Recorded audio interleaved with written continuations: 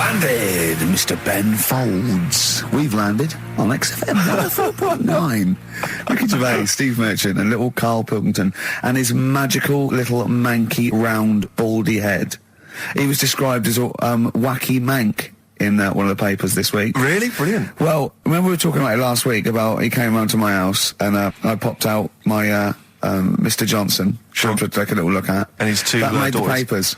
That made the papers. Wow. What paper? It wasn't front page of the Times. It must have been like the Daily Star or something. Just squeeze Live 8 on the second page. Yeah, so Wacky Mank. Wacky Mank, that's Wacky great. Mank. Wacky Mank. We had an email from someone that reckons they remember you from body popping round Salford Way. Yeah, Eccles Precinct, apparently. You know that, don't you? I wasn't doing it round there, though. What do you mean? I was round Stretford. Stretford-Arndale. And what were you doing? What sort of body popping was it? Just a bit of everything. Caterpillar. Bit of moonwalking. Do you have a little piece of line you used to carry around? Well, mates had that. Right, you didn't borrowed theirs. Borrowed theirs. Were you any good? But you weren't breakdancing, were you? You weren't spinning on your head and stuff. You were more body popping.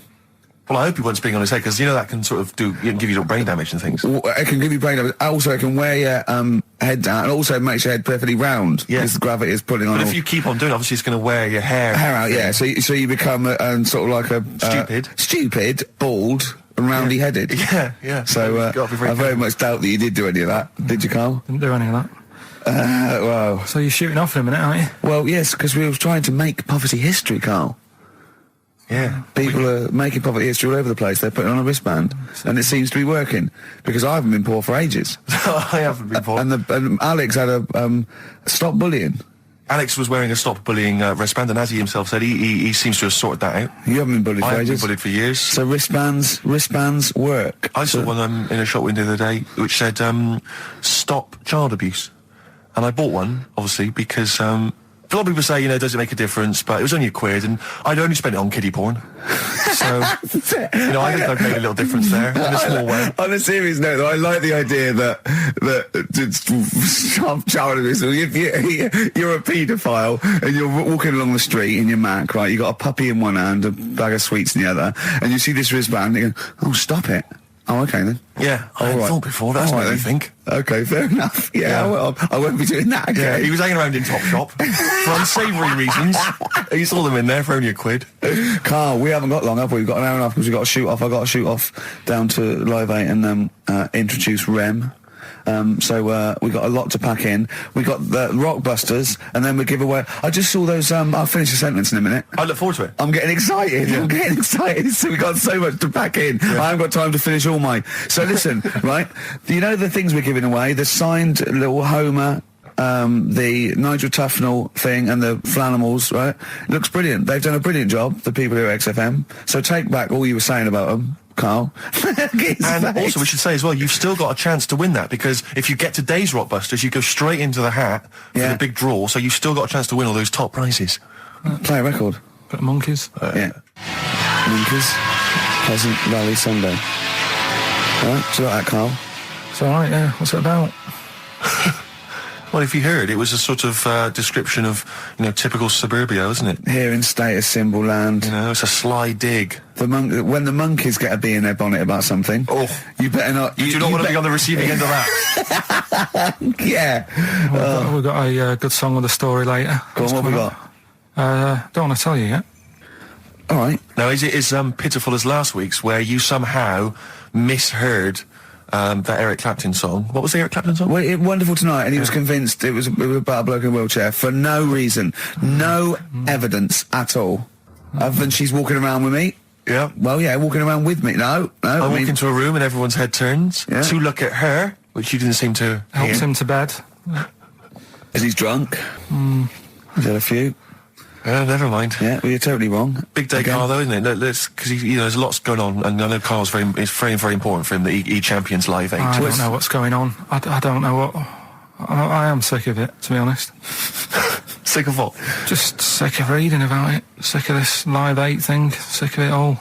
Brilliant. Fed up with it. What annoys you particularly? It's not only that today, though, is it? On the way in today, right? Saw a gay fella on a bike. Weird? On a bike, rushing. What time did the gay march start? What time did they have to be? Why are you looking at me? I don't know. No, but he was rushing, left it late, so he'd had a late night again. So my point's right about him. What was your point about, just to people who've just tuned in? Well, the fact that they go out late, so, you know, they sort of have a nice night out from about 11:30. They're ironing the jeans at like half past 10. In their jeans. They're leather trousers. But anyway, right, so... They're cutting the back out of their leather trousers about 10:30 at night. I'm on the way in, right, and I see one stressed out, rushing, right, on a racer, wearing high heels. Oh, I love you. He's 50's dad, isn't he? He's angry. He's just angry. If you're a gay fella and you're proud to be gay, but you also want to make poverty history, you don't know what to do today, do you? You're all racing all over the place. There's been murder. It seems a bit unfortunate that they've put them on the same day. Yeah. Well, you can get little leather studded wristbands that say make poverty history. Yeah. So you know, you can join in on both You parts. can kill two birds at one stone. Yeah. But why is Live 8 stressing you out? It's for a good cause. You must have, I know we've discussed this in the past, and you don't really know what you're talking about. But I mean, maybe that's the problem. I'm just, I don't know. I mean, I could have told them ages ago that there was no way that they were going to pay it back. I knew that was going to happen.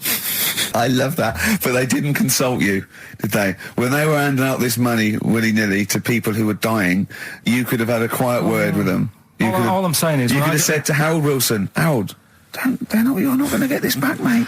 You are not going to get this back, mate. When I wanted a mortgage, I had to supply 3 wage slips, is what I'm saying. I was double checked out loads of times. I'd like to see, have you ever seen that guy Alvin Hall, who gives financial advice to perhaps teenagers who don't know how to spend their money wisely? All right. Perhaps like send him over there. He's the guy with the bow tie. Oh, yeah, you know yeah. What I mean? Yeah. I'd send him over there and just sort of have a chat with him and say, make a list of what you're spending it on. So he's basically, will you be annoyed if they drop all debt and double aid and everything? No, because, I mean, you know, people sometimes need help and that, don't they? You've got to help people out, but Yeah. it's how many times is the thing. Do you know what I mean? Let them off. But do I, I've got this monthly payment at the moment, haven't I? Yeah. I'm paying for tools for people out there who need a drill to build a house or whatever. Yeah. Am I now in my right to say, well, you can't have it all? Do you want the drill or do you want the debt cancelled? This is what I'm saying. I'm just, I'm all happy to help people out. Do you think they're taking us for a mug? Is that what you think you might be taking? We'll see, won't we? Time will tell, won't we? You know what I mean? If next year at the same time Geldof's putting on another gig, I'll go, what's going on now? Geldof putting on another gig and the mean fiddler. What's going on now? I think you're missing out on the true meaning of today, Carl, which is an opportunity to see Keane for free. I think that's the problem. I don't want to go. I don't like crowds and that, do I? Right. Can't be dealing with that. I don't like big crowds. People, because I was talking to people at work about it, and they were saying, it's a big occasion, it's one of them events, like, you've got to be down there, because in years to come, when they say, were you there, I don't see what's good about having a memory being stuck in a crowd of 150,000 people. I prefer to do something nice. Say if I have like a nice cake and a cup of tea, right? In years to come, when they go, do you remember that day when we were all cramped and what have you? I'll go, no, I was having a nice cake and a cup of tea. So I've got a nicer memory than them. So I believe in doing something nice on a big occasion. Do you know what I mean? On a special day. Do something nice, remember that? The thing is, you have got a nicer memory than them, because when you look back and they say what you're doing 20 years ago, your memory will tell you were actually having a cup of tea and a cake, but with a chimpanzee who could talk English. That's what your memory will tell you. You're thinking, I was out with my mate. I was out with my mate Marty. He's a chimp, and it just you'll be in cuckoo land by the time you're 50. You'll be just going, "Oh, it was great that day." Remember Suzanne? I don't know what talking to Suzanne. She's left you. She's left. She's had enough of you waking up. Well, she's down in Hyde Park watching Bed-Shaped live. She's not worried about cake and a cup of tea. Have you ever done a march or anything, though? Have you ever sort of... What are you saying? Have you, you're having a go at me for not getting behind it all, right? Which I am, because I've got more standing orders going out of my account for charities than anything, right? But have you ever got behind a problem? No. I don't think I have, to be fair, no. No, I am quite slack in that respect. It does take a lot of effort, though, doesn't it? Well, it depends. What sort? Well, if you're going to do one of those walks from John O'Groats to Land's End or something, that's a lot of time commitment. There's one, I tell you what, there is one that looks all right. On Portland Place, just off Oxford Street, there's always just a little Chinese fella sat on the pavement, right? Oh, I've seen him, yeah. What's that all about? Yeah. He's just sat there with a poster, but you don't know what it's for because it's in Chinese. Yeah. So he's just always sat there. But that's for me, that's the sort of march I want, where you just... And he's only there when it's sunny. If it's raining, they don't bother. I tell a lie, I did pop down when all those women walked through London in their bras.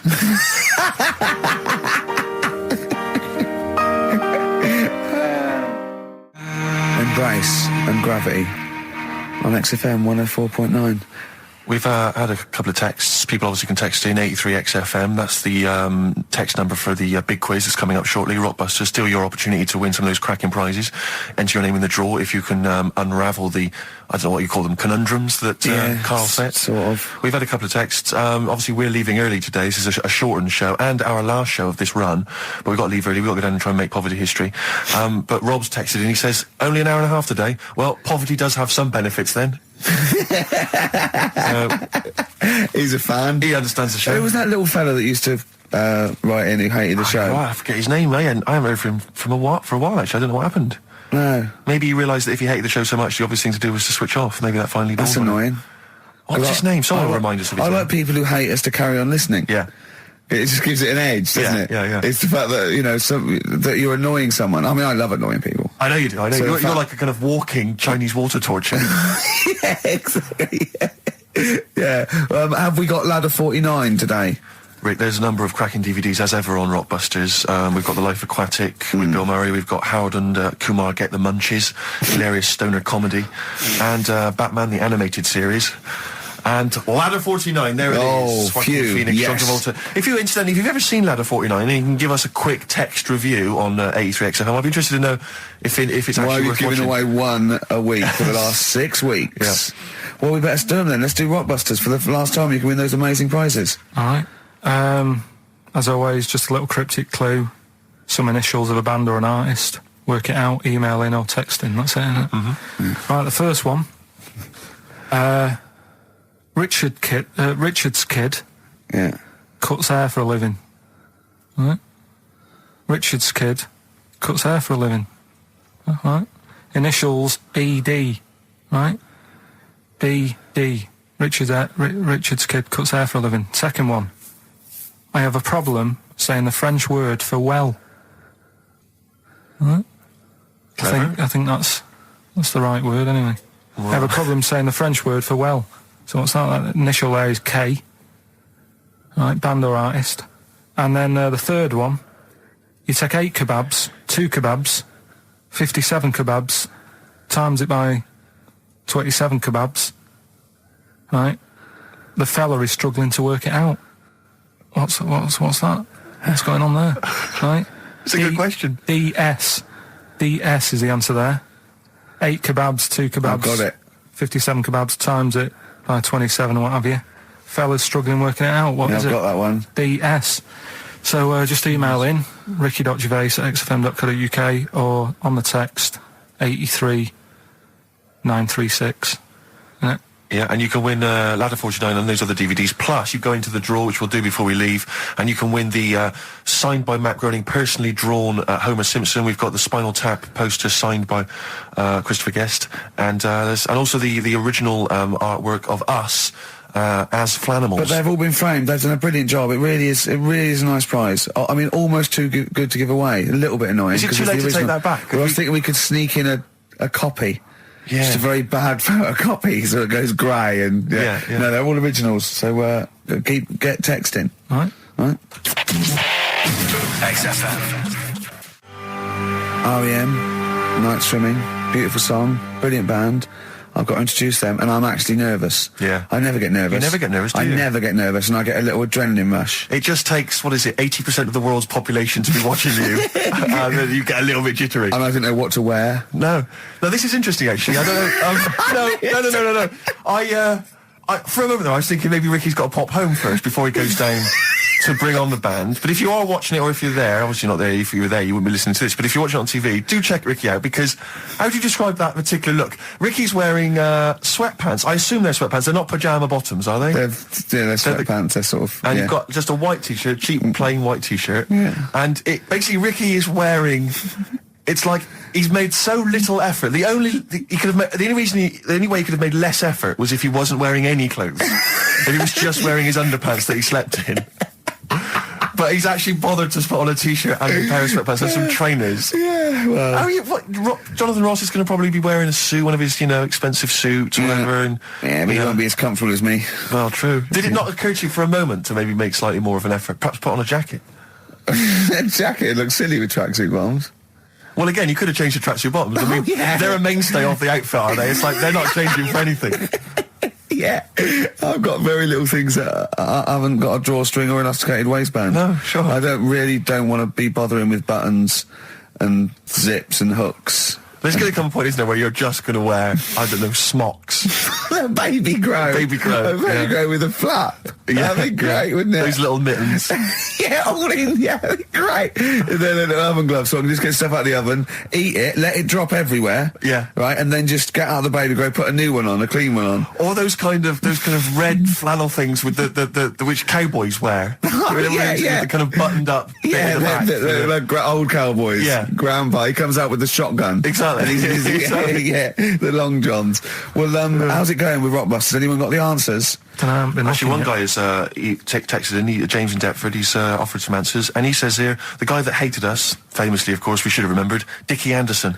Dickie Anderson? Richard Anderson, of course. I don't know if Dickie's still listening. If he is, obviously email in ricky.gervais@xfm.co.uk and tell us what you've been doing, how you've been keeping busy and stuff. Yeah. Nice to hear from him. Chris Campling hasn't called, has he, either? Yeah, The one that thinks that not only is this whole show scripted, imagine that, right, but that Carl is a character created by us. Yeah.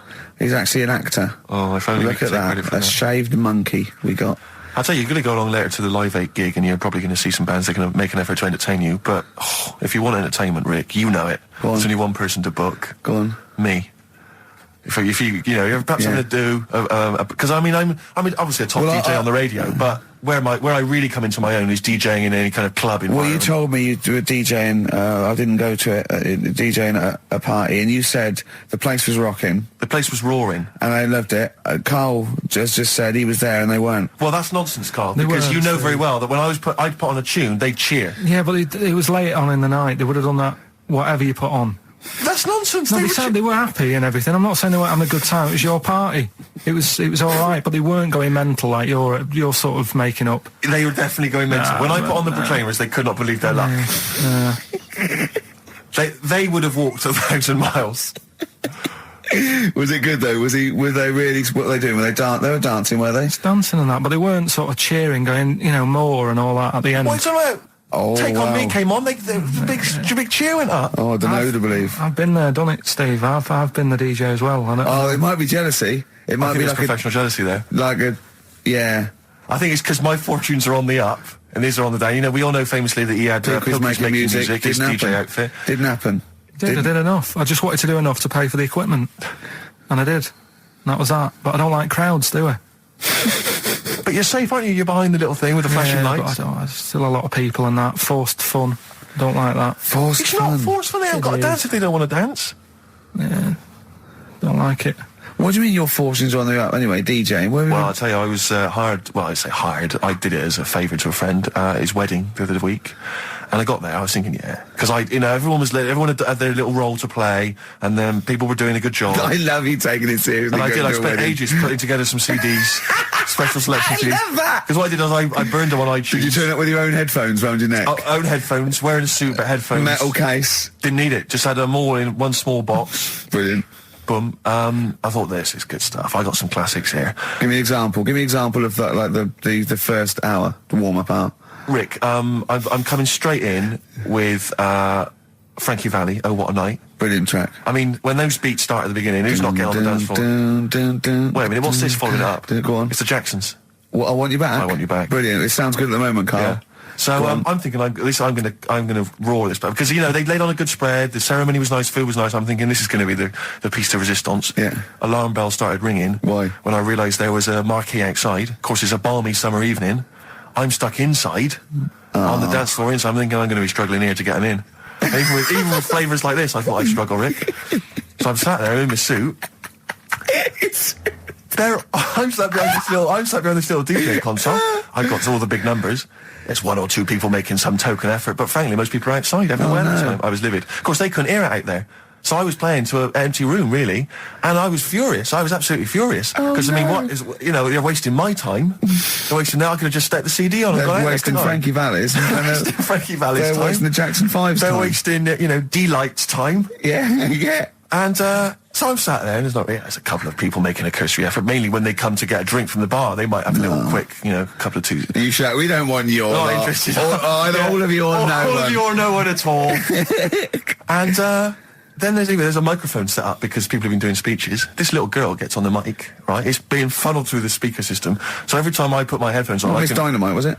It wasn't, sadly, Miss Dynamite. Although she decided to have a little go at MCing. She was screeching her little head How off. old is she? Oh, I don't know, 8 or 9. At their most annoying. When children are their most annoying, because they got a bit of confidence there. They're a bit cocky. They're not shy anymore. They're a bit arrogant. Yeah. She's screeching her head off, so I'm playing, and she doesn't know it. Your face! I'm playing into the groove. No one's getting into the groove because she's going mental. She's just going, what's this? I don't know what this is. Play something I know.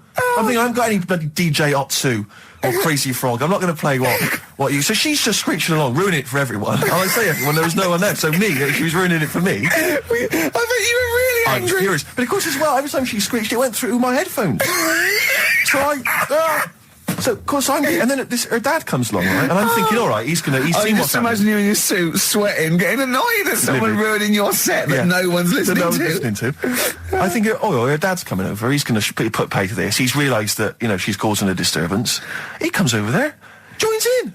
No. Sits her on his lap. He's just saying, she's having a well of a time. I'm thinking I'm furious. I'm thinking it's his responsibility to shut her up. He's not going to do anything. What can I do? I can't step in. No. And I know very well that if I interfere, he's going to say, oh, well, she's enjoying herself and no one's dancing anyway, and we've just got into a fracas. Yeah. I didn't want to start a fight. No. Because I don't know, but he'd have knocked you out, wouldn't he?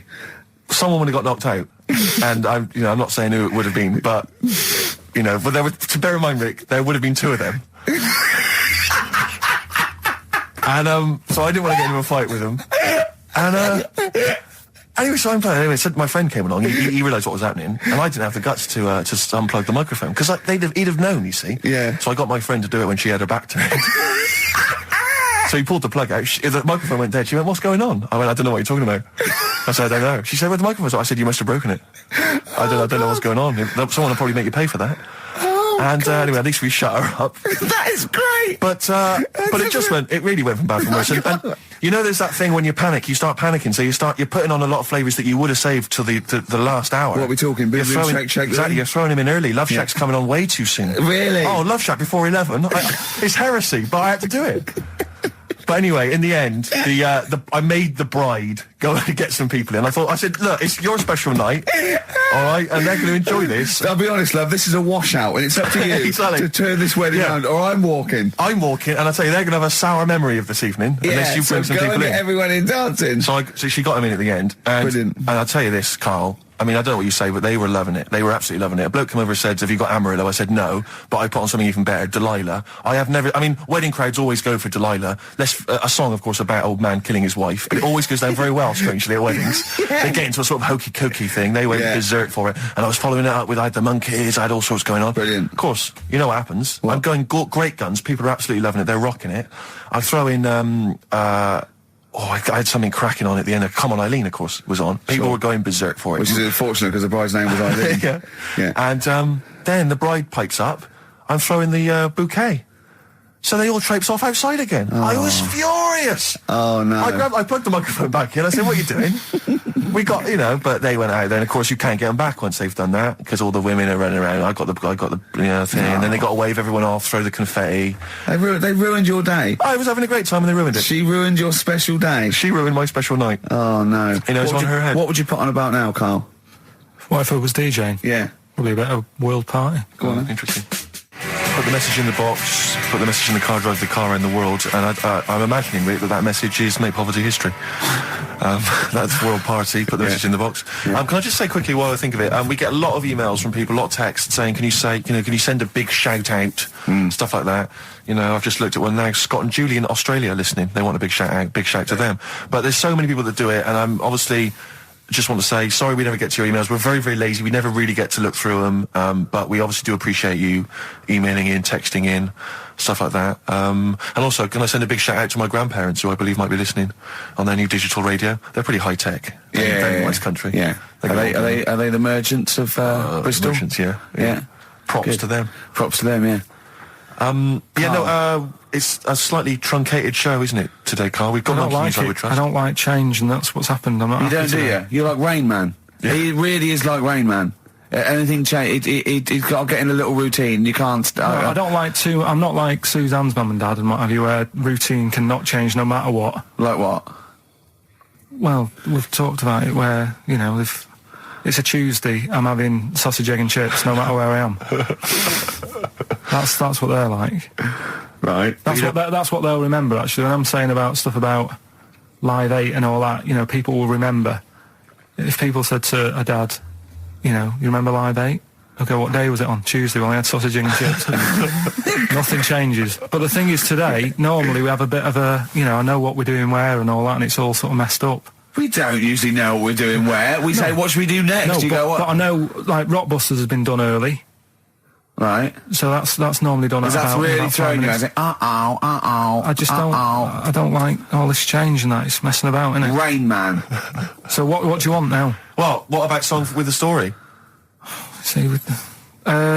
right, well, last week... Look at him, he's in a genuinely foul mood. No, he's actually rocking. Yeah. He's actually rocking like Rain Man as well. Last week we did, like you say, Eric Clapton. This is the section where we play a song with a story. I think every song, if it's a good song, it's got a story. You've got to listen to it, sort of, you know, from the start. You get in the middle, you're going, oh, how's it going to end and all that. Yeah. You wait another minute, you know the ending, you're happy. But the thing is, as Steve said, you know, sometimes you're disappointed with it, so it's not a good story. And as Steve said, I'm not sure you're finding what you need in a song for a story. Why don't you read a book, a novel? If you want a really good story that engrosses you, why don't you read a book? You're not going to get it from a pop I haven't song. got time for a book. Song's 3.5 minutes. And that's it, is it? And that satisfied you? Well, yeah, it gets you thinking for a few minutes, then you move on. Then you stop thinking. 2 minutes 50, this one, right? It's brilliant. Go on then. It's about, last week we talked about the little crippled fella, right? This one... as I say, I don't think we say cripple anymore, but go on. All right, this one, someone emailed in saying, if you want a song about that, this is a song you ought to listen to, right? Right. It's about this fella who, basically something happened. I think he's in a wheelchair, right, for some reason. You thought that last time. His wife, you know, likes going out. She doesn't take him with her when she goes out. Right. Is it Ruby, Don't Take Your Love to Town? Yeah. Brilliant song. Well, just play it then. Yeah, great song. All right. What do you mean? Oh, it's a good story. It starts off well and that. You're feeling sorry for him, but then he says, where's my gun? Yeah. Because she's a slut. Why? Because she's going off. Yeah, but what does he expect her to do?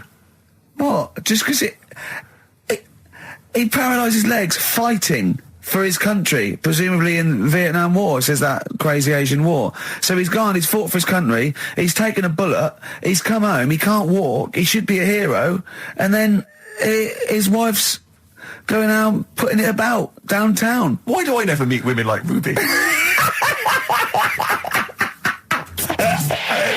XFM. Forever Lost, the magic numbers on XFM 104.9. Well, the concert's kicked off, Steve. Yeah, I'm a bit annoyed that we're still here, really. Let's try and wrap this up quite quickly and then shoot No off. one's listening anyway. Nah, we could talk about anything. Well, we do. Yeah, true. It makes no difference to We us, could do a lot more swearing than we normally do. We could do even more. I was talking to Carl the other night, because I've been rewatching for some reason, that film Witness with Harrison Ford, where he's a policeman that has to protect a little boy who's part of an Amish community. Amish? Yeah. And I tried to explain to Carl... You look plain, John Book. Exactly, Yeah. exactly. And I was obviously trying to explain the Amish to Carl. He'd never heard of them. Completely stony-faced. Amazing. Amused. Now for those... Okay, you explained it to him, have you? Okay, then. Yeah. Now, I don't know what you said, but I'm assuming you got it right, right? Carl, now tell me back now, what are the Amish? They're just people who sort of live like in the olden times. So to them, they're sort of in about 1842 or something. So they're getting old papers and that. They haven't caught up to. No. They haven't. They don't have telly. They don't deny that the 20th century has happened. They just don't want to be part of it. They look up and they see planes and they know what they are, and they go into the town and they see it in the window of Dixon's, a telly. They just don't want to be part of it. No, they're still living. They are still living like it's that's what I mean. Yeah, but they know about everything else. They just don't want to be part of it because they think that the revolution was a bad thing. They think that society became more and more depraved, and they wanted to go away from it, and they want to go back to old values, and they think they don't need TV and jets and that way of life. They can survive in the old way because the old way was better. Missing out on Live 8. Yeah, but they haven't had Band-Aid yet. Yeah, I think this is the problem that Karl had. He in his mind, they were just a bit delayed, so that in his head they were slowly moving towards the 20th century. They wouldn't be able to watch most of these bands, all their electric guitar. They'd be allowed to watch Tracy Chapman. Yeah, doing an acoustic set. Yeah, between the bands. Yeah, that'd be all right. But no, in Karl's mind, it's like if he. Although they wouldn't like Fast Car. They wouldn't like a scene about that. They go, I don't know what you're talking about. Pony and Trap. You got a pony and trap. That'd be all right. But are they still? Do they still get sort of rubbish posts and that saying we need your money for this, or get behind this charity? They live in an isolated community. They're farmers, aren't they? They're farmers. It's an agricultural community, and they're obviously very staunchly religious. In actual fact, it would suit you very well because you hate crowds, you hate groups of people, you don't like the modern world. You'd love it down there, wouldn't you? He wouldn't like getting up at 4 o'clock to milk a cow, though, would he? Well, no, but he'd get used to it. Go back to bed, couldn't you? It's probably out. I mean, have they got anything to do with the Hare Krishna people? No, nothing at all. Because out of all the religions, that's I'm not a religious person. I don't understand. You're only saying Hare Krishna because you've got the head. That's the only reason you think it'd be. I'm halfway there. Yeah. But the thing is, out of all, you just what was that? Money just fell out of my pocket where I'm nearly laying down. That's the danger of wearing sweatpants everywhere you go. I'm only ever lying down in a chair. No, I'm I've never been a religious type. If people want to do it, I let them do it and what have you. Good of you. But out of all of them, I want one that's not going to take over your life. I don't want one where you've got to get up 3 times a day and you've got to go and pray and that you've got to get up early. Forget that. It's getting in the way. But if it's something like, I was walking to work the other day, right, across Oxford Street.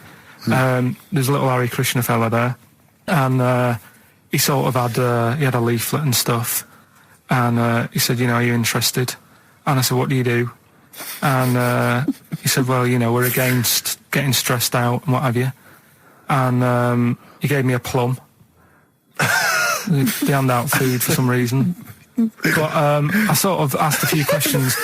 Just the imagery. These 2 bold people, one of which is wearing an orange smock, holding a plum in the middle. He hands the other one a plum. It's almost like you can imagine some kind of religious painting. Yeah, exactly. Yeah. But what is their sort of main thing? Because he didn't really tell me that much. He was a Japanese bloke, so I didn't know what he was saying that much. Why?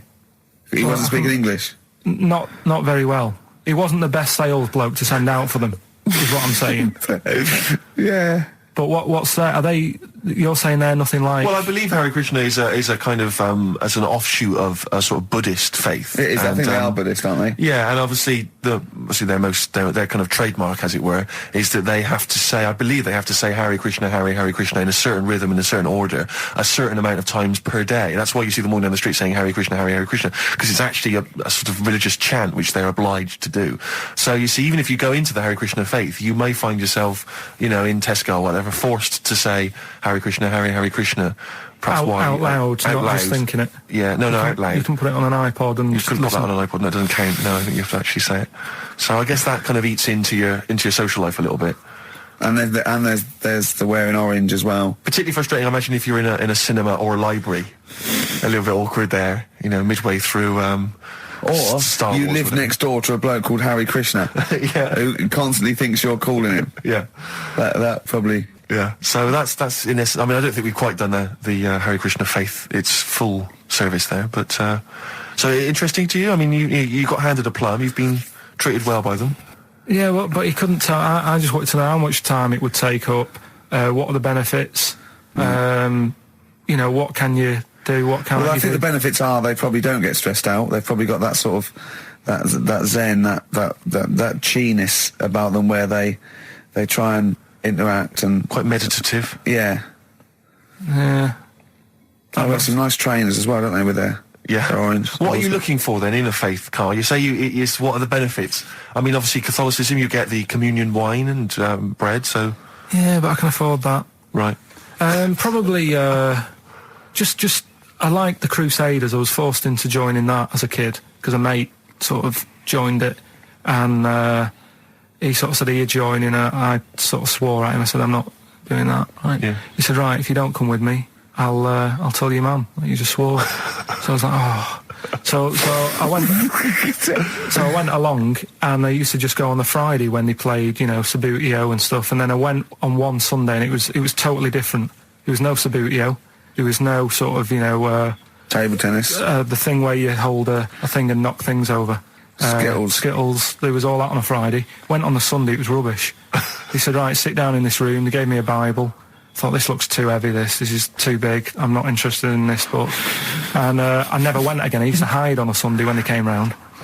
And that's been the only sort of... I suddenly, why did it suddenly turn out to have to hide on a Sunday when they're coming round? Because they wouldn't leave. They wouldn't leave. Who was it? Were they adults? It was well, he seemed like an adult to me at the time, but he was probably about 27. Well, that is an adult. Yeah, but do you know what I mean? He seemed a lot older when I was a kid. Yeah. And he came knocking and that, and he used to say to me, Mum, I'll just tell him I'm ill or something. And he used to hang around to see if I'd eventually come out to play and that. And if I did, I think they would have grabbed me and took me there. I love the idea that for you, religion has to bring with it some kind of gift. It's like, you know, join our faith and you get an alarm clock radio. It's like something like I think religion does bring a gift. Usually, it's the gift of the Lord. Well, the gift of everlasting life, isn't it? And that's the problem with it, you know. A lot of people believe in it because they think... But for Carl, his feeling is like, that should be a given. That's safe. I'm definitely going home with eternal life. But what else can I have? Is there an iPod? You have to have a religion? Because obviously I don't have a religion. I don't miss it, and I wouldn't want one. I'm an atheist, and that's out of belief. That's out of logic. And we don't get into the politics or the morality of it. Why do you feel you need a religion? Why don't you just get a hobby? Well, I didn't want one.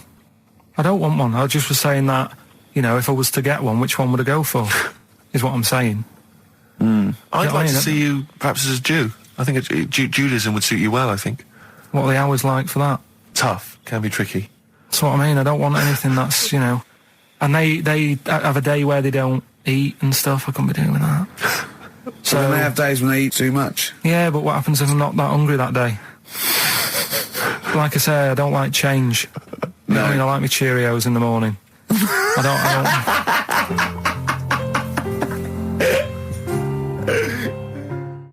I still have that other girl in my head by Elvis Costello and Burt Bacharach on this final XFM show. Ricky Gervais, Steve Merchant, Karl Pilkington. Well, we nearly got to wrap it up. I think we've got to do the Rockbusters winner and give someone those lovely prizes.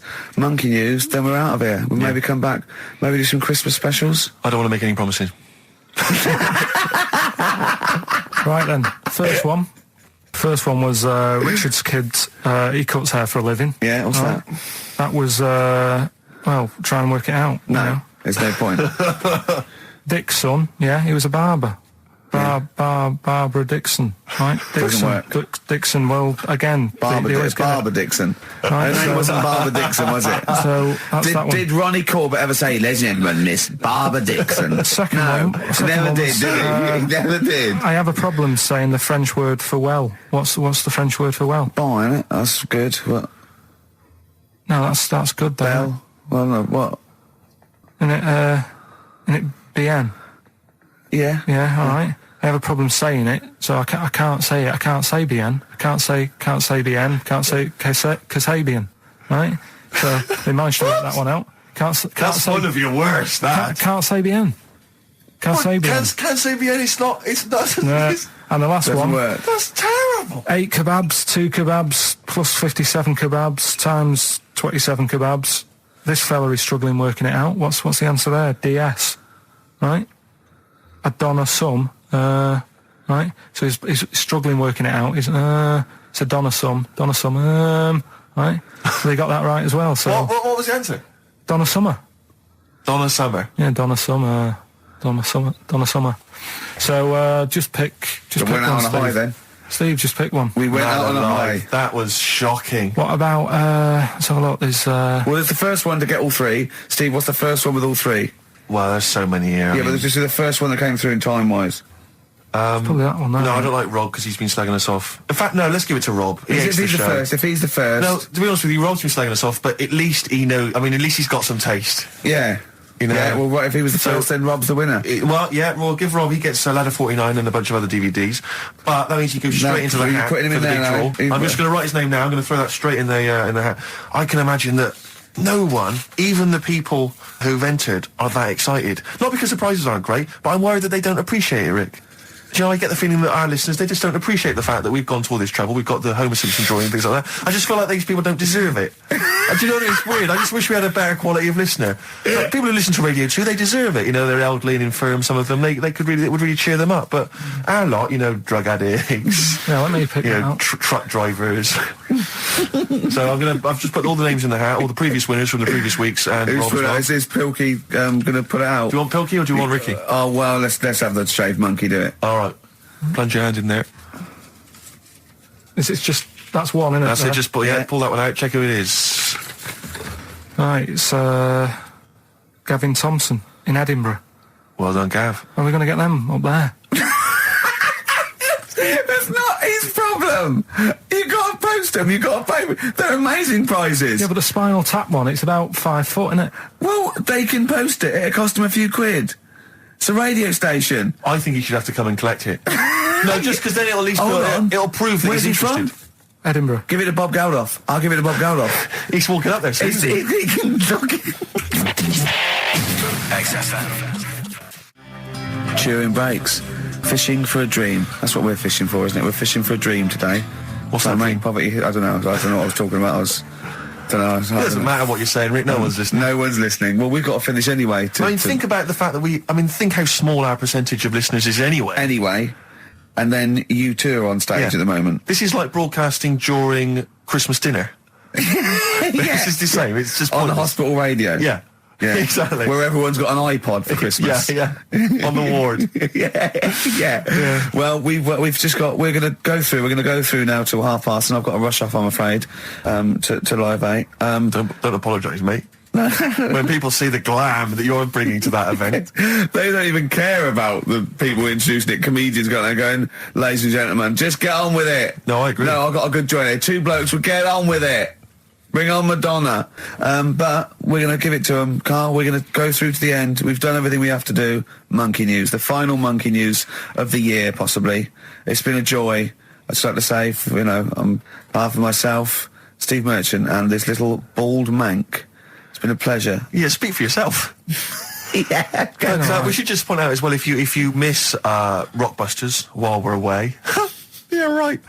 You can log on to xfm.co.uk/Rockbusters, where you can actually see Carl himself introducing you to an interactive game of Rockbusters. Looks very much like Blockbusters. It does, surprisingly. But yeah, you can join into that. And there's also, talking of monkey news, there's a link on the website. I'm trying to think where you go.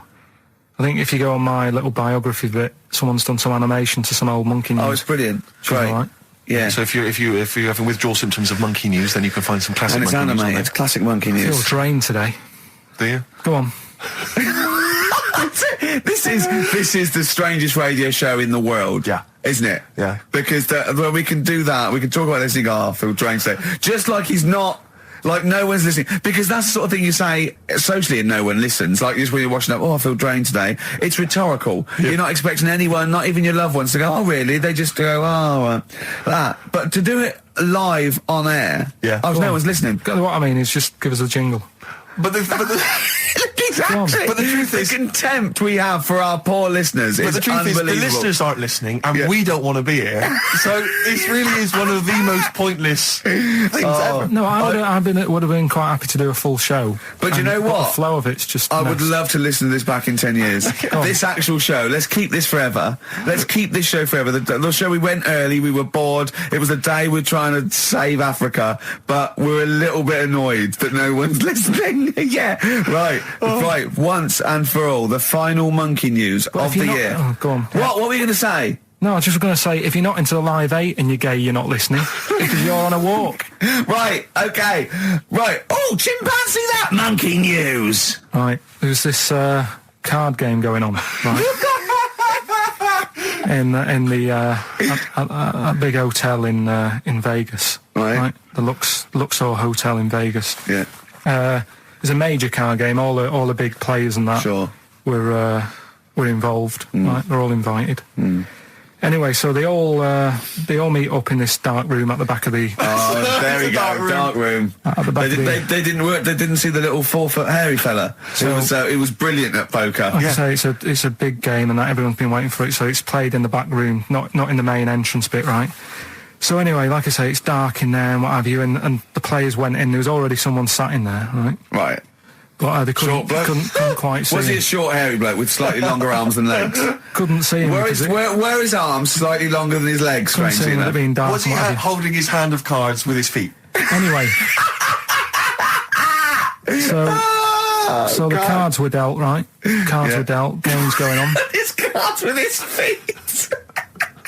Game went on for hours, right? No one's listening. The terrible thing is that not even we're listening to Carl now. I know. Literally no one is It's listening so to Carl. insulting. There was a lot of smoking going on. It's going on. A lot of eating and nuts going on. That was a bit weird because they don't normally get through as many, but for this night. So, come on, let's just play Bruce. Goodbye, everybody. See you maybe at Christmas time. Goodbye.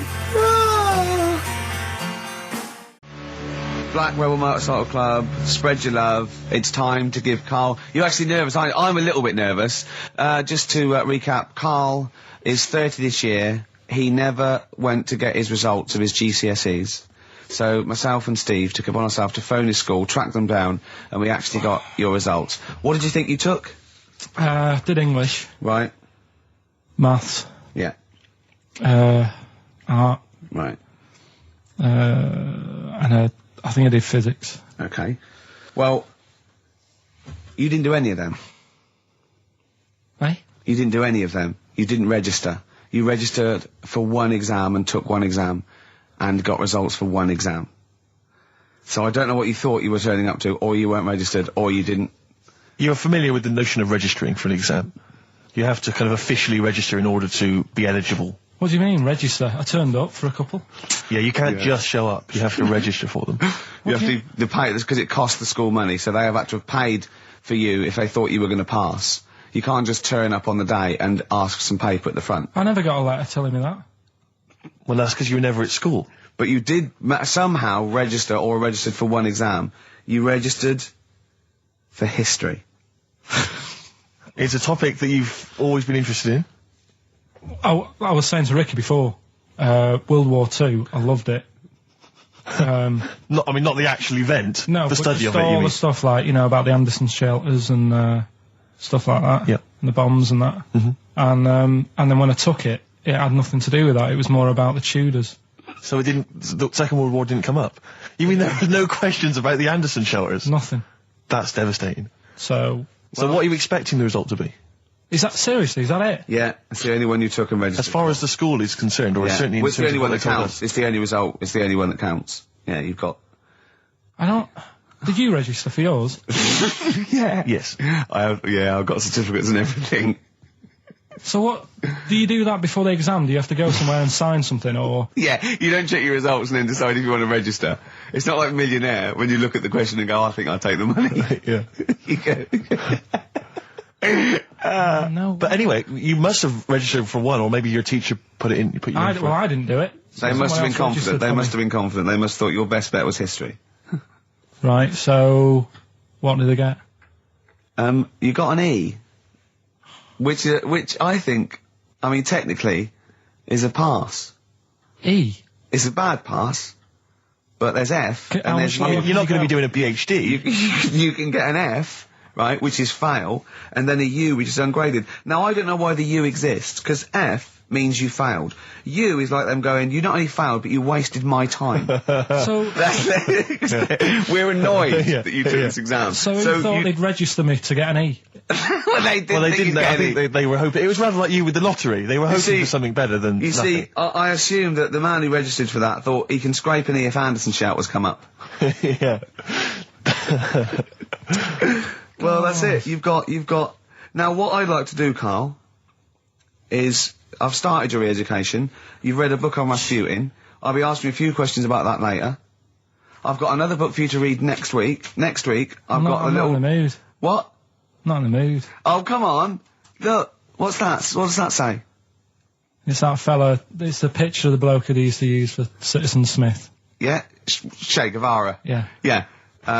He was quite happy, I think, when he found out that Robert Lindsay was involved. He went, yeah, of course you can. No worries, yeah. What are your feelings, Carl? What do you think? Are you emotions depressed? I'm just a bit annoyed because I'm sure I turned up for more, so it just wasted me time. Listen, they don't matter. I'm sure you're doing more. very well. You know, you can educate yourself. GCSEs are merely a step on the ladder to help you, not just for education, but, you know, they're more vocational than anything else. You're doing very well, and you're reading books. Don't worry about it. But can I suggest something? But if you want, I'll pay for you to take history again. Carl, we'd love to see you get a C or above. And Well, we're I'll willing pay to... for you, and I'll get you some books. Right, now listen. We can, let's get, I reckon, when are the exams? June? Something like that, yeah. We'll try and register next week, and I reckon you can get an A or B. I'm history. I'm In busy. history. No, don't worry about it, it's just easy. I get you Brody's notes. If Heat magazine, they love you, Carl. They could probably sort something out. They could probably pay for a tutor. They got a lot of money, they sell a lot of magazines. I mean, it is almost always, and you found out, I discovered this, it's always the Tudors and Stuarts. There's no fear for them not coming up. Now, what do you already know about them? You must already know stuff about Henry VIII and Elizabeth. No, because it's too long ago to even get interested in. Do you know what I mean? You can't Is that why you relate didn't- to it. Okay. The Anderson thing, it was like, God, you know, I bet my mum and dad were in an Anderson shelter. You know, this is interesting. What, when they- Oh, my granddad would have, like, had something to do with this. But the Tudors, it's like, I don't know even if they had a family back then. Play record! As you know, I lent Carl, part of his education is historical education. I lent Carl Gladiator, the movie on DVD, which he watched on his PlayStation 2, and Rasputin. Do you know last week when you gave me this, did you know my result for history? No. That's weird, isn't it? Yep. Now, right, okay, it's the film review. Carl, you just tell it from the heart, tell us what you thought about the film, what you thought Can I just ask, is this the first time you'd seen Gladiator? You'd never seen it before? No. Okay. And what were your thoughts? Okay. The film review. Gladiator. It's alright. Nothing great. It's like an old, sort of an old version of Rocky done in the olden days, really. Right. A bloke fighting other people. Sure. How sort of well known is the story? Do you reckon people know the basics? Well, just very quickly, just do the plot. Quickly. There's a guy called Max. Maximus, yeah. Yeah. There's Caesar, and there's Caesar's kid, and Max goes to war, sort of wins it, comes back. Caesar says, you're good at what you do. I wish my son was as good as you. So I want you to be in charge when I die. His kid finds out, a bit annoyed about it, kills his dad, because he don't want anyone to hear that he said that he wants him to be in charge. Yeah. So his kid gets in charge and thinks, I'll show you. You're not going to be king, I am. You're going to be a slave or something.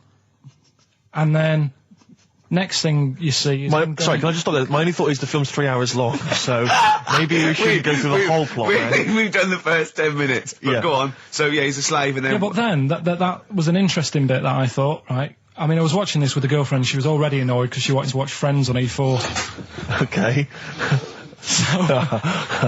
Yeah. It was a good episode as well this week. Was it? Yeah. Don't tell her that. Okay. Right, so she was annoyed and she said, come on then, put it on. And I got it wrong straight away because it says on the back 149, so I thought that was an hour and 49 minutes. It turned out it was 149 No, I thought it was 1 hour 49. Yeah. But it was 149 minutes. Sure. So it overran anyway. By 40 minutes. Yeah.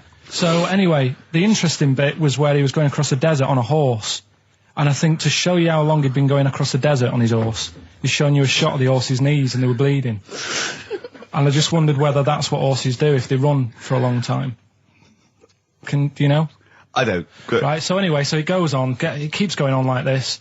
He's a slave, and then he has a fight at the end with the Caesar's kid, and he kills him. And that's how it ended. Okay, good. What did you think of it? Just generally, what bits... What do you think was wrong with it? Right, well, I've read up on it, and there's already a fact that is wrong. Right. Caesar's kid, he didn't actually kill his dad. His dad died of a natural death. Right, in real life, you mean? Yeah. Okay. And, what's Caesar's kid's name? Comedian or something? I think it's comedian, yeah. Yeah. That's where the name comes from. When a funny person is called a comedian. He didn't actually get killed in real life by Max. No. He died by his sister poisoning him, and he didn't die. No. Are you saying that this is not a historical document? It's wrong. All over the place. Yeah. Well, in terms of... next week I'm giving you Braveheart, and that is actually true. That is factually accurate. I can't handle it. It is. It was a little Australian fella that helped him out. Just for people who watched it, you know that the guy, Caesar's kid, yeah, he died. His sister tried to poison him. That didn't work. Apparently, he was a gay fella, and his boyfriend, who was a wrestler, strangled him. Where did you get this information? On the internet. I thought I'd look it up to see how much of it I actually got right. Yes. And that's what I read. Okay, so out of 10? 5. Really? Yeah. Okay. It's no good. I wouldn't get it out. And it's annoying the way it says, like, you know, this film's got to be seen at the cinema, because I saw it at home and I don't think I missed out on anything. Very good point. I think that's probably the point they're making, but yours is valid too. We'll play a record, and after that I'm going to ask you about Rasputin, the mad monk. But anyway, Gladiator, just was going to add on the end of that. If you're into that sort of film, Jason and the Argonauts is probably a better bet. Is that factually accurate? Did you look that up or not? Did skeletons actually come out of the ground and fight? Yeah. I don't know, but it's a more enjoyable film. Okay. And it's shorter. Okay, now, just moving quickly on, just to the last item on Carl's re-education this week. Rasputin, you've read a little book about Rasputin. What did you know about Rasputin before you read the book, Carl? Can I just tell you, when I handed him this book, it was my house, he went, is he the one that lived under the bridge? And I went, what do you mean? He went, the fella that lived under the bridge, and you had to pass him and Jane, went, you're thinking of, Rapunzel. And he went, yeah. And I went, well, that's not Rapunzel either.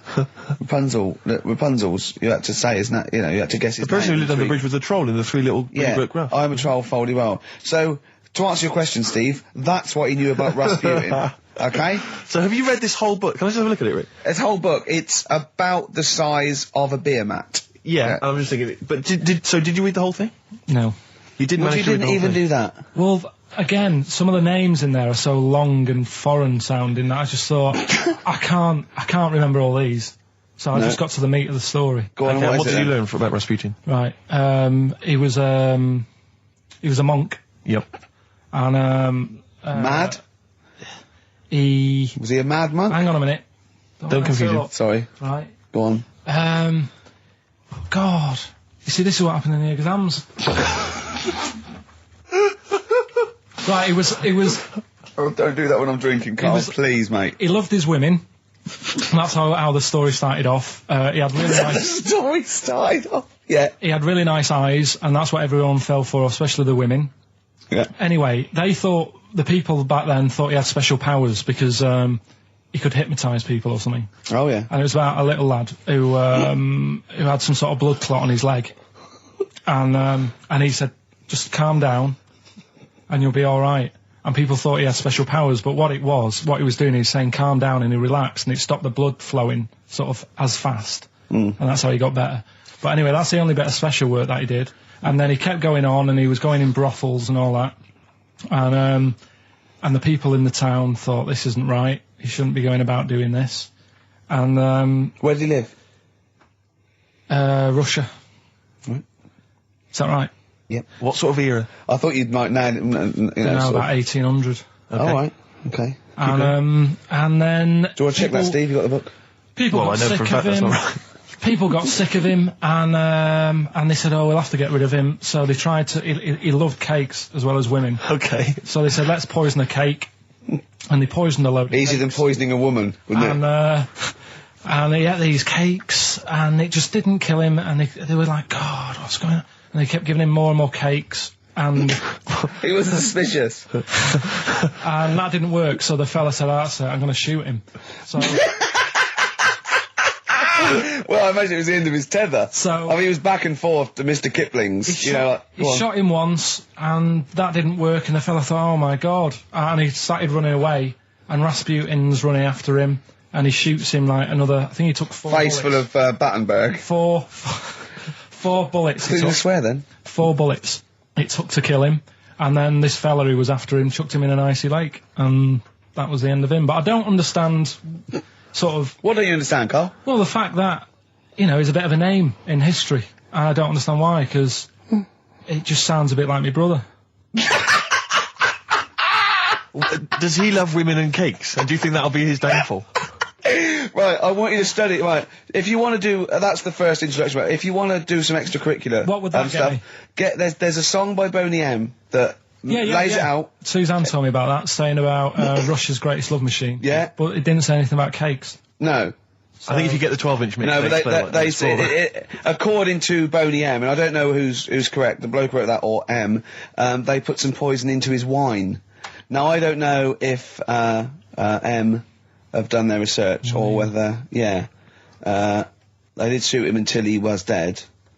According to them, he was the greatest love machine in Russia. I don't think it says that in the book, but M might know more than that fella. So what's your final verdict on Rasputin? Just a normal bloke who didn't have that much luck, really.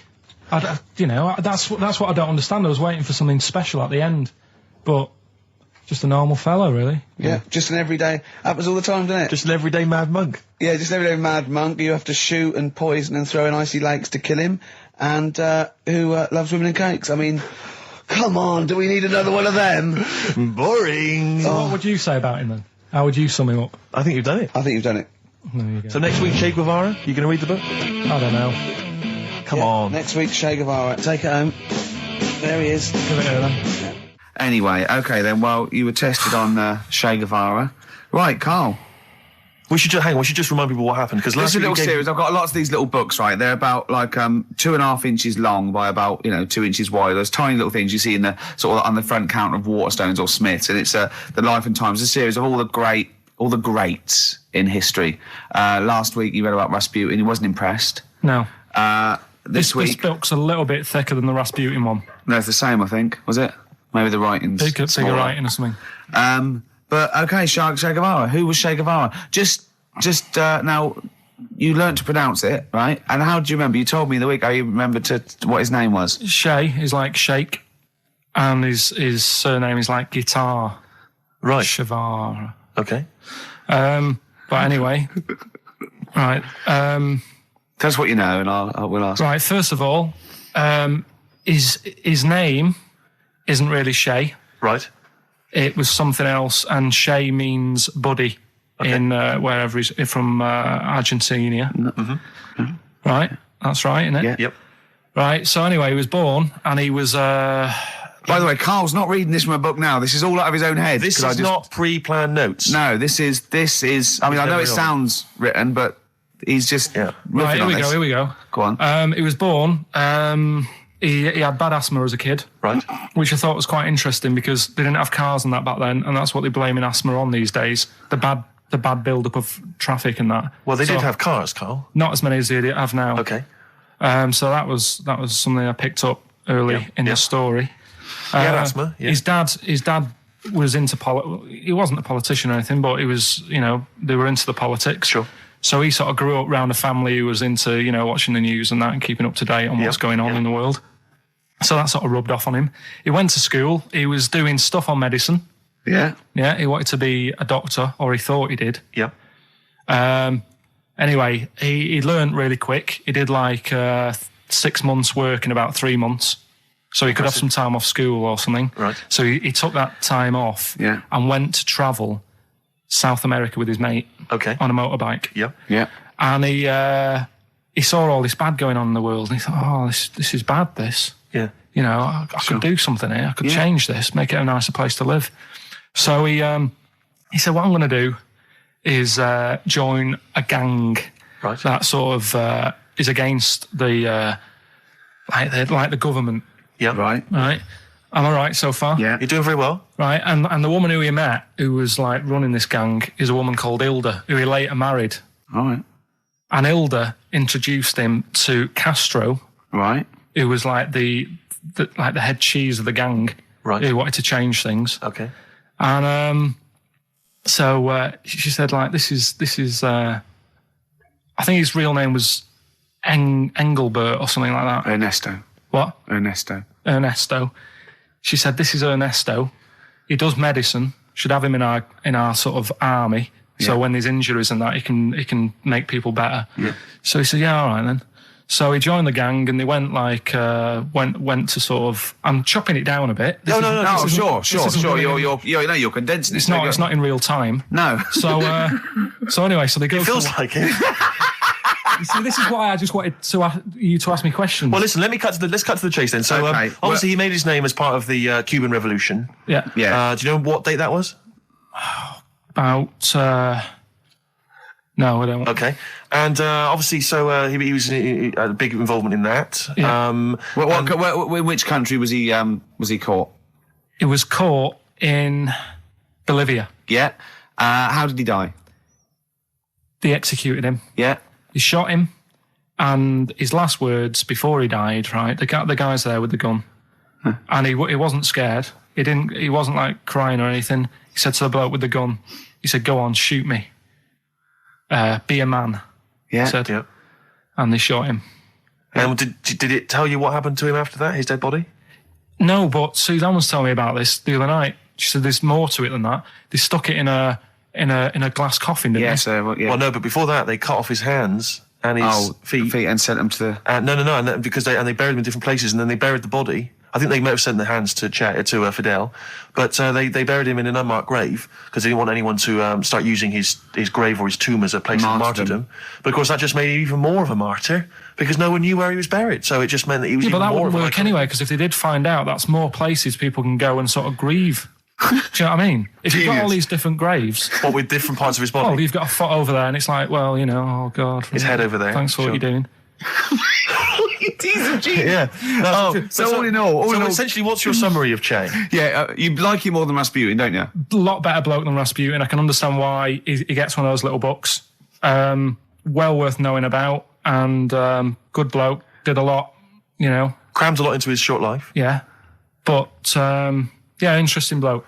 But just on the subject of Che Guevara, Steve called me up in the week because he was going through the duty log. We love the complaints on the BBC duty log, and someone had written in because one of the Blue Peter presenters was wearing a Che Guevara T-shirt, and what did the bloke say? Yeah, this is a series of people can phone in and write and complain to the BBC about different things. Why would you complain about wearing something? Well, this was the thing. Is you complain about the best one. I mean, there's been some amazing complaints. Oh, there's some great ones. The best one, my favourite one that wasn't a complaint, but was actually just someone had to phone in. Was what an excellent edition of Kilroy this morning. Yeah, but there's lots of that. There's things like Esther was superb. Woman call one. Woman called. There was a brilliant one I remember once, which was Robbie Williams was wearing a Nike T-shirt on Top of the Pops last night. Product placement on the BBC. It's just all So things like that. pathetic. Yeah. But anyway, this was one phone call. There was a presenter on Blue Peter. She was wearing a T-shirt with Che Guevara's face on it. Right. And someone had written in and said, or someone had phoned in and said, very worried to see a presenter wearing Che Guevara's face on a T-shirt. Are you trying to turn my children into communist revolutionaries? Yeah. Imagine that. Imagine who's thinking that. Who's bothering to phone up with that information, Carl? Yeah. Who knows what they're going to say about this show? Yeah. I mean, you've been championing the work of communist revolution. Luckily, no one listening to this show can either write or operate a phone. So I think we're pretty safe. So thumbs up for Che Guevara. Yeah. Well done to Karl there. Yeah, no, I thought it was even I did brilliant. all right, didn't I? But the thing Yeah, is, that- Carl, that- you keep saying to us you don't understand why history is interesting, and yet you're clearly interested by that. You remembered that Karl, information. I've got another. Yeah. I've got a few in the series. Can I give you next week's homework? Go on. There you go. Oh, Read it out. Hitler. Hitler, the life and times of Hitler. 1889 to 1945. Yeah. Yeah. Do you know much about him? What was the significance of that last date? Why did he? What was that last date, Karl? Why do you think he died in 1945? End of the war, Yeah. which I'm interested in. So this will have stuff about Anderson shelters and that. It might not be covered in the Hitler biography, the Anderson Shelter, but Just check if there's a special Anderson chapter. Anderson Shelter chapter. No, I'll look forward to this. Yeah, It'll be interesting. Powdered Egg is page 4. Yeah. Excellent. Well, we're Right. going to play a hip hop. Yeah, it's time for a hip-hop hooray. People are absolutely in love with this feature, Rick, as you well know, and I know you're somewhat jealous of it. Yeah. This week, I know that Outkast are currently on the playlist, aren't they, with their new single, Whole of the World? Is that Yeah. what, The Whole World? Anyway, this is a track from the big compilation, Outkast. It's just a sort of compilation of all their greatest hits. And this is a good one. It's called Rosa Parks. Play it, Carl. From their greatest hits album, that's Outkast, and a track called Rosa Parks. Like it. Yeah, enjoy it. Yeah. Now, we just had a call from someone impressed by Karl, and Karl's very pleased because this guy has actually done a PhD on Che Guevara. So in theory, whatever subject he chose, in theory, he's probably one of the experts in the world on this particular field. Now, hello, are you there? Yeah, I'm here. Hello, what's your name? My name's David. David, now where did you do your PhD? At UCL.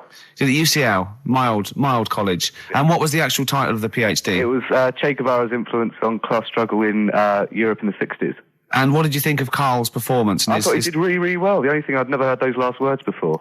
So Karl actually knows something you don't know. Yeah, possibly. Although you presumably not take that as verified information. You probably wouldn't take everything Karl said as gospel. You'd probably look it up yourself, would you? I probably would have a look, yeah. Did you know about babies' eyes? Sorry? Did you know that babies' eyes don't grow? I didn't know that. You see, that's why you shouldn't take things Karl says as gospel. Because it come out with something, vaguely intelligent, and then say, "Did you know about babies' eyes don't grow?"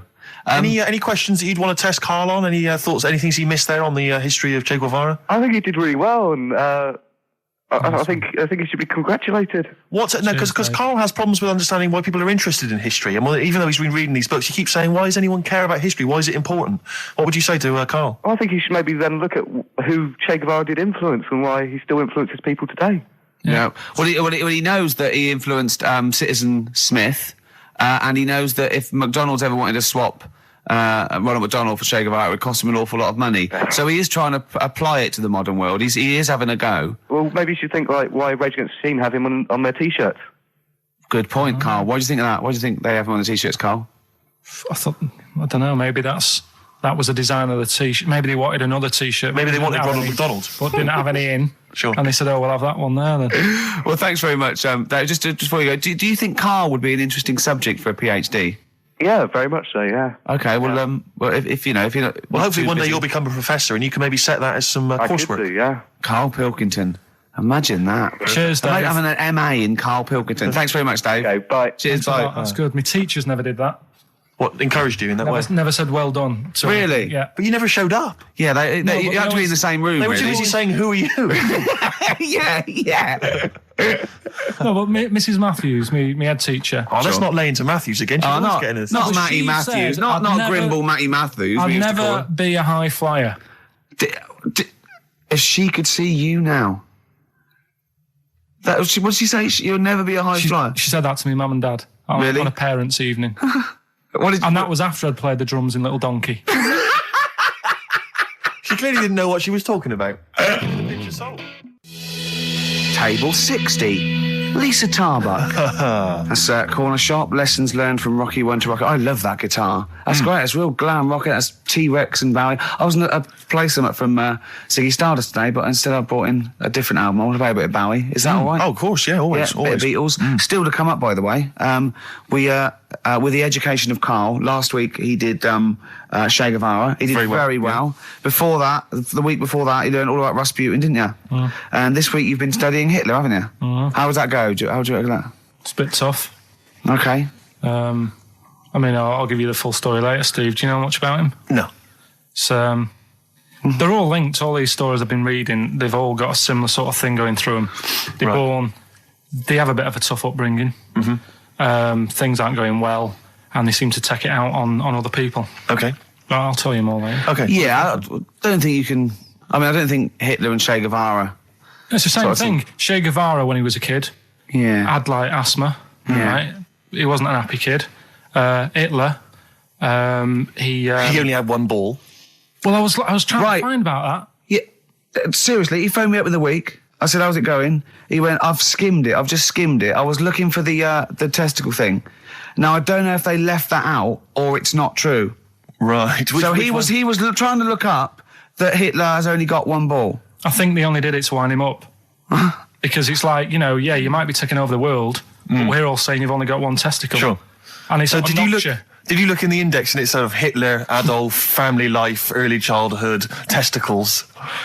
Testicles, absence of. sort of skimmed through because One of. Mother, brackets other. Yeah. Albert Hall. Yeah. the only thing I could find was at one point in like when he was trying to run the place, there was a meeting going on. And somebody had put a bag in the meeting room and it blew up. Yeah, and I'm but the wondering table whether it was under the protected him. table. Yeah, but... Were you wondering if it it blew a testicle? It was the testicle was under the table. No, the bag blew off the ball. No, the ball sack was probably hanging below the protective top, and so that's where he could have lost. But why would he have only just lost the one? Because The way he was sitting. Cross-legged or something? Sure. Sure. Okay. Well, I mean, again. I mean, last week we had a Che Guevara expert who phoned up. Maybe they could. Maybe there's a Hitler expert this time who could maybe phone up and confirm the testicle theory. XFM 104.9. Sorry, I was going to back announce that track and just mention it was Elliott Smith and the track "Son of Sam." Well, I think I'd just better ask Karl a couple of quick questions about Hitler. Then we can get on with our lives. Okay, we can tick that particular box. Yeah, Okay, Karl. Put that particular dictator to bed. It's week 3 of his education. You've nailed Rasputin and Che Guevara. I don't want to lose complete sight of those. I'll maybe ask you a couple of those in the week just to so you keep your mind on it.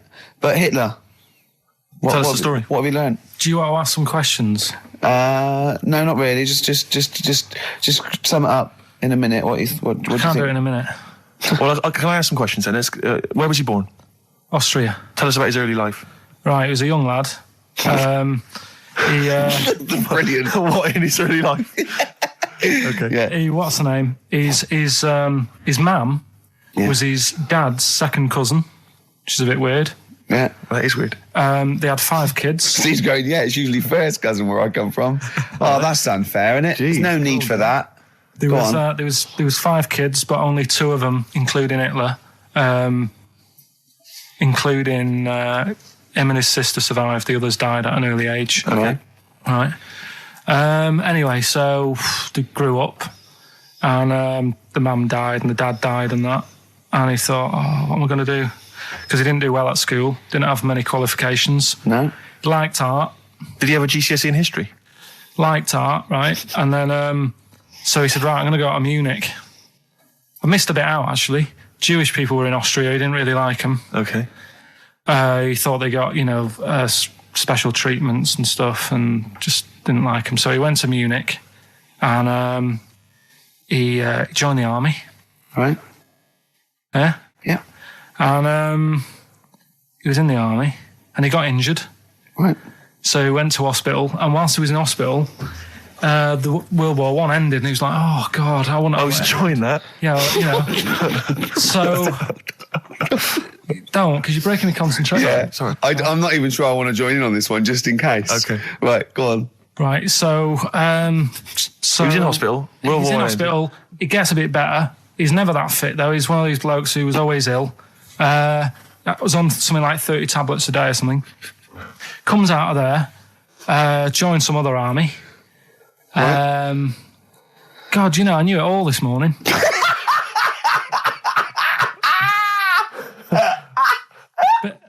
I can see it running to ground. I just see his face going, I'm not nailing the fact, am I? And joined another army, and he was Listen, let's try and help you. So Here's a good bit. I remember this bit. He thought that war to men, right, was like childbirth is to women. That's how important he thought he was. All right. Right? So it's like, you fight for 9 months, and at the end of it, you own something, right? Yeah. So he goes on and all that. He's in Berlin. Yeah. And he's fighting his way through, like, trying to take over countries and that. And he does he do Berlin? Does he? Sorry, wait a minute. Is he Chancellor yet? What year is it? 35. Where are you? Let's skip the kind of climb to power. Then he's now the dictator of Germany. Right, he's in charge, yeah. And this is when he gets his own back on the Jewish people and that, and he's got his own little armies, and he's setting fire to Jewish businesses and all this. And anyway, cut a long story short, Please do. When he came to like fighting Britain, Yeah. came a bit sort of unstuck, Yeah. right? Started fighting. Not back. so easy, is it, this world domination, Adolf? Britain was there. France was helping out. Yeah. Americans were helping out. Yeah. So he thought, oh God. So a bit late, but yeah, go on. He goes into a bunker in Berlin. Yeah. And it's all kicking off. Yeah. And apparently, like, Germany sort of surrenders. Yeah. Says it's all over, forget it, we can't beat you. He was really annoyed with this, and he thought, I can't show my face around here. So because it would be embarrassing. he's with his missus, who nobody knew was his wife, Right. Eva, in this bunker. Yeah. And so he said, I've had enough of this. He shoots himself. Yeah. She poisons herself, and the chauffeur buries him or something, or burns him. Right. And in all the time he was in charge, 50 million people died. So that's 1918 to 1945. Yeah. Between It felt like that. Between Travis and the Red Hot Chili Peppers next week. That's fantastic. That's remarkable. I have to say that you sort of lost your grasp somewhere along the line, because you started off confidently, but you lost your I've had a really busy week, and last night I was like whizzing through it. Sure. And then this morning I woke up, and Suzanne had been away for about 3 days, right? Yeah. I hardly spoke to her. She's been busy, I've been busy. First thing I say when I wake up, just ask me some stuff on Hitler. You are romantic. That's great. That's how stressful it's getting. But I knew it all this morning, honestly. No, but that's fine. I think you've summed up you've done that. Right, captured it in essence. just for a bit of balance, I've got your next week's homework. It's the same series. There's little books. There's tiny little books, just 3 inches long by 2 inches wide. Crammed with so much information there. Winston Churchill. There you go. You'll enjoy that. Yeah? I'm getting a bit bored now, though. This is what happened in school. Think of the listeners. Did really well in infants. Once I got to secondary, lost interest. Was it the breakup between you and Harris? And Zoe. I'm wondering if you spiralled into something there. Yeah, because it's like all these other, these men of history. They always had sort of things happen in their early childhood, didn't they? Maybe yours is the Zoe Harris dress incident. Well, let's just refer to it as the Zoe incident. Yeah. From now on. Yeah. Winston Churchill, the bit I left out in the Hitler story, Hitler was scared of this man. Yeah. And I can tell you something else about Winston Churchill. Go on. He said he can remember being in the womb. And he was born in a public toilet. Play a record. He texted me yesterday about Hitler. He went, stop making me read this heavy shit. He said, I've seen in the back of this book, there's one on Elvis. No, I mean, it is interesting, but not when you have to read it. Do you know what I mean? Right. It's But do you more think you'd have read it in your leisure time? To be honest, No, you wouldn't have. I wouldn't. No. So do you want a week off? Do you not want to learn about Winston Churchill? Why don't you read it if you want to, and just if you get interested, then read on. I think Because that's what I did with school, and it didn't work. No, you decided you didn't want to. Yeah. Yeah. Okay. So- but hasn't that taught you something? Can't we just do it like a TV series? It doesn't go on forever. We've done 3 weeks. Give it a rest now for the summer. Yeah, because most series last for 3 weeks. Well, Yeah. I'll be testing Carl on the new re-education of Carl, as you know. He got a GCSE It's the last one, isn't it? In history. It was the last heavy sort of one, yeah. No. So Winston Churchill. Because I thought we're going on to more sort of metaphorical and metaphysical pursuits, aren't we? Not that book. Yeah, that's the Aesop's I can't fables. read that in a week. You don't have to read it. Right, Just that's right. Just choose the ones about the foxes eating penguins. You'll like that. It's time for the re-education of Karl Pilkington. This week, Karl was studying the life and times of Winston Churchill. What did you make of it, Karl? What did Churchill do for Right. you? Well, last week I made a bit of an error with Hitler. Yeah, you Go on, just why? I tried to remember too much, and it was way too much for me. Sure. So what I've done this week, sort of flicked through, got a few of them basic facts. Yeah. And what I've learned, right? Bit weird the way all these people have something in common, that they're all a bit weird when they're younger. Okay. They've got Go on, some sort of illness. go on. Well, you know, Rasputin, he wasn't well as a kid. Yeah. Che Guevara. Oh, this is Rasputin, the mad monk, wasn't well. Yeah. Yeah. Che Guevara. Yeah. Asthma. Really bad asthma. Yeah. Hitler, he was Only a one ball. bit mental. Yeah. Only one. His mother. He was got a you. bit mental. That could be libelous.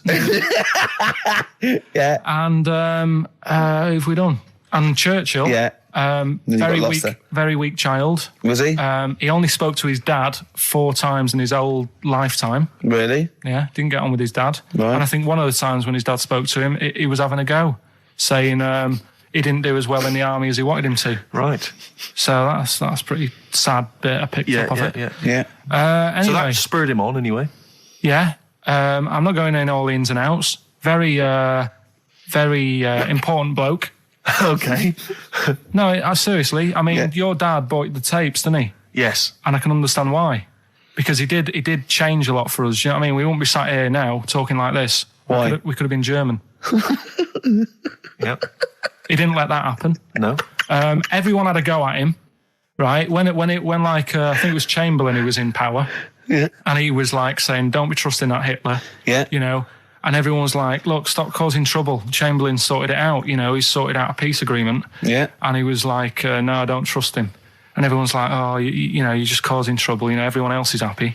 Then it turned out that Hitler did actually do the dirty, Yeah. and try and come over. I remember didn't he do something? He started a war or There was a something. didn't he? conflict of some kind. Yeah. Started a problem, and everyone went, "Hang on a minute, that Churchill knew what he was talking about. Yeah. Yeah. Get him back in charge." Sure. And they got him in, and Hitler was scared of him because he knew that he wasn't going to be having any lies or anything. He couldn't try it on with Churchill. Yeah.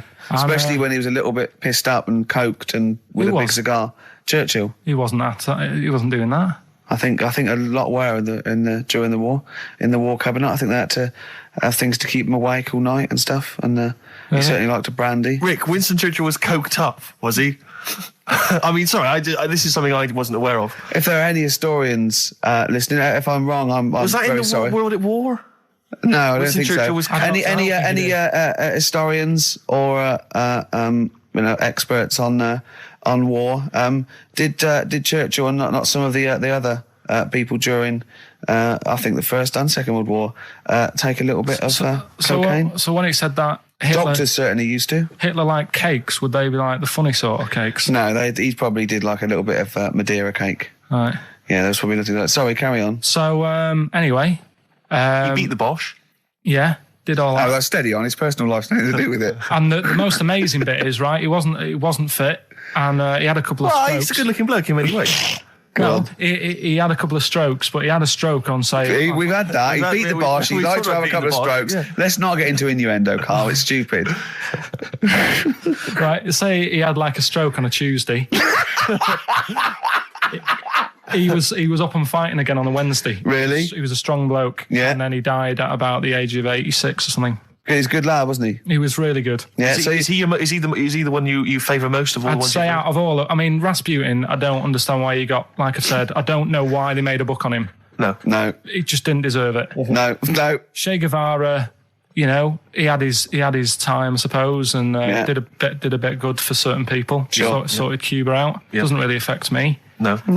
Hitler, I mean, enough said. Yeah. Yeah. Bad bloke.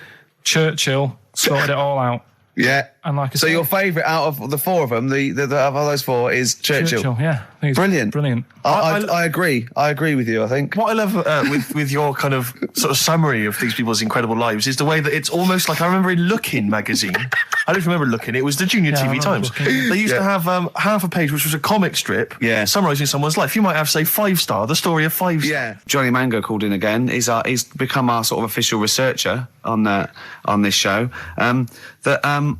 There is evidence that Queen Victoria in Balmoral, with a young house guest, Winston Churchill, used to consume cocaine-filled lozenges.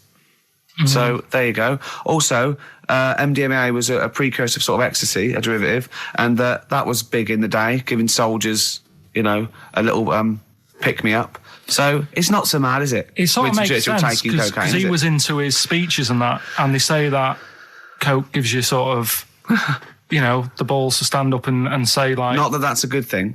And No, you it's should- not. No. Definitely not. No. Right, but apparently it makes you confident, doesn't it? So you can stand up and say, we're going to fight them on the beaches. Yeah.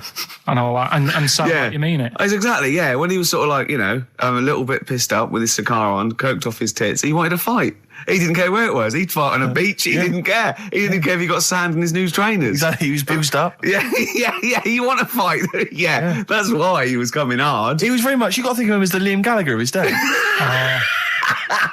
Yeah. Oh dear. Bad. Do you know what a fable is? I'll try to explain briefly. Do you know what a fable is? I've got a Carl? rough idea. Okay, it's a thing that uses sort of metaphor, analogy, just to explain sort of morals. I mean, they're very old for a start, and it's all. I'll give you an example of one. A quick one. Oh, the one about the dog with 2 bones. He goes to a dog's got a bone. He sees a reflection in the lake, and he thinks, "Oh, that dog's got a nice bone. I'll have that." And as he goes to get that one in the reflection, he drops the one he's got, and that's one about I think You're I was, happy with your I lot. was told one when I was younger. Go on. I think it was one. This young lad, he's got a dog, right, and he's about 8 years old, and this dog, he's had it since he was about 4, and it's a bit tired now, and he chucks sticks for it, and it doesn't go for it. And he's saying to his mum, "Oh, I want a new dog because this one's useless. It doesn't do what, it doesn't have any fun with me." So they say, "Oh, no, but, Rover's a good little dog. You should look after it." And he's like, "Oh, I don't like it. I want a new one." So they buy him a new puppy, and it's running around, yapping about, and he's loving it, and he's playing around with it in the grass. And then one day he goes to the park, and he's messing about and rolling about with it, and he falls into the lake, right? And the little puppy's like yapping at him, and he's going, help me, little dog's yapping. And then the old dog comes and gets his collar, and it pulls him out of the lake. And he goes, "Oh, God, why did I forget about you? You're the better dog." And he loved that one again rather than the puppy. I got a feeling that was Lassie. Well, yeah, that was an episode of Lassie. What's the moral? What's the moral there, Carl? What's that telling? What's that explaining through analogy? Sort of, don't forget the old. Look after old people. I remember there was one I heard once about a young boy who got trapped in a lake inside a cage. But he loved his trainers He so loved his much. trainers so much he wasn't going to get them wet. But even though he water had to came, get out there, and even though he thought that was the important thing because it's material value, he actually drowned, and the trainers were no good to him then. Star Sailor. Now listen, I'll give this one. This is an easy one. Now just think, right? Think just what it means. They're not that hidden. They're not that cryptic. Just think what this means, okay? Okay. When the Hares addressed a public meeting and claimed that all should have fair shares, the Lions answered, "A good speech, hairy feet, but it lacks claws and teeth such as we have." How would you use that? No. What do you think that means? This is translated from the, I don't know, Greek or something. I don't know. It was Esop. Where's he from? Greek. Yeah. So shall I do it in my own language? Okay. So what would happen if there's hares and they have a meeting in the jungle with like loads of lions and go, "Hey, hold on, wait a minute. I think we should all be equal and share everything, all right?" And the lions go, "Well, yeah, it's easy for you to say. We've got claws and teeth." Yeah. What does that mean? It's saying like, of course the hares want that because it's better for them. The lions get nothing out of it because they're already king of the jungle. That's right. So it's negotiating from weakness. Anyone can negotiate from strength, but negotiating from weakness is it's be lovely. It's a lovely utopian look at the animal But kingdom. the way you said it is better than the way they worded it. Well, that's because Ricky's very much the modern Esop. I mean, many people have thought that. That's why he's getting a lot of awards with the TV show. For him, that's a fable. So look, I'll take that home and read ones you like and tell me about the ones you like, ones that click. I don't care if you only come in with like one or two. Go, I'll tell you what, Rick, there's one thing that I've learned from that. Because sometimes you can know all these phrases and until something happens, you don't think, everyone's heard, I don't know, to err is human, to forgive divine. And then something, might happen. Do you go, oh, that's what that means. That's amazing. Well, you were studying Aesop's fables, weren't you, this week? Now, I'm going to be very liberal here and let you talk about it. It's not a test. I'm not, hey man, just like chill out. I'm not this like rigid sort of, box in society. Just tell us your views. Just tell us your vibe on Esop. Tell us something. What have you learned from these fables? He made a bit of money out of something that's quite simple. I don't know if he did make any money out of it. I mean, I think it was published like thousands of years after his death, but go on. Yeah, they're just little stories. I mean, enjoyed them. Yeah. Didn't learn anything from them.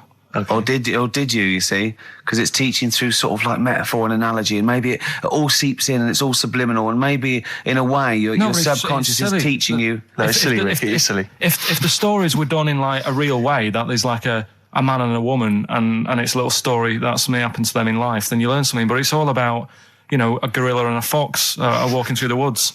How often does that happen? Sure. So you're saying if it was more like if it was more true to life, if it was more like, maybe if it was maybe more like yours. real stories, like a kid on his grifter and a magpie pecking at his head, or two frog boys with webbed hands. I mean, if it was real stories from real life that people could believe, actually happened, maybe it would teach us something. But why not do that? Like take a real situation, say like the So Solid Crew guy, yes, going down for carrying a gun. Use that in some way. Do you know what I mean? As a warning, maybe about carrying guns. What about something like if you carry guns and that is illegal, you could have some sort of punishment?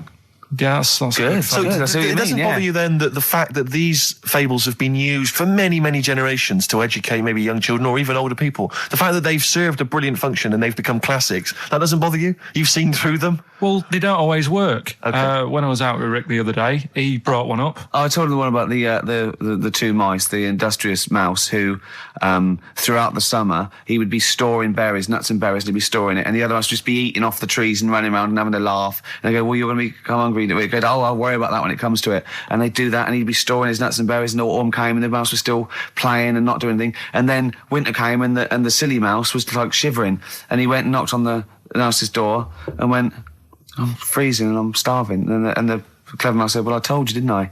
You should have been storing your nuts through winter like I did. Come in and share mine. And what did you say, Carl? Well, and the moral of that is whatever.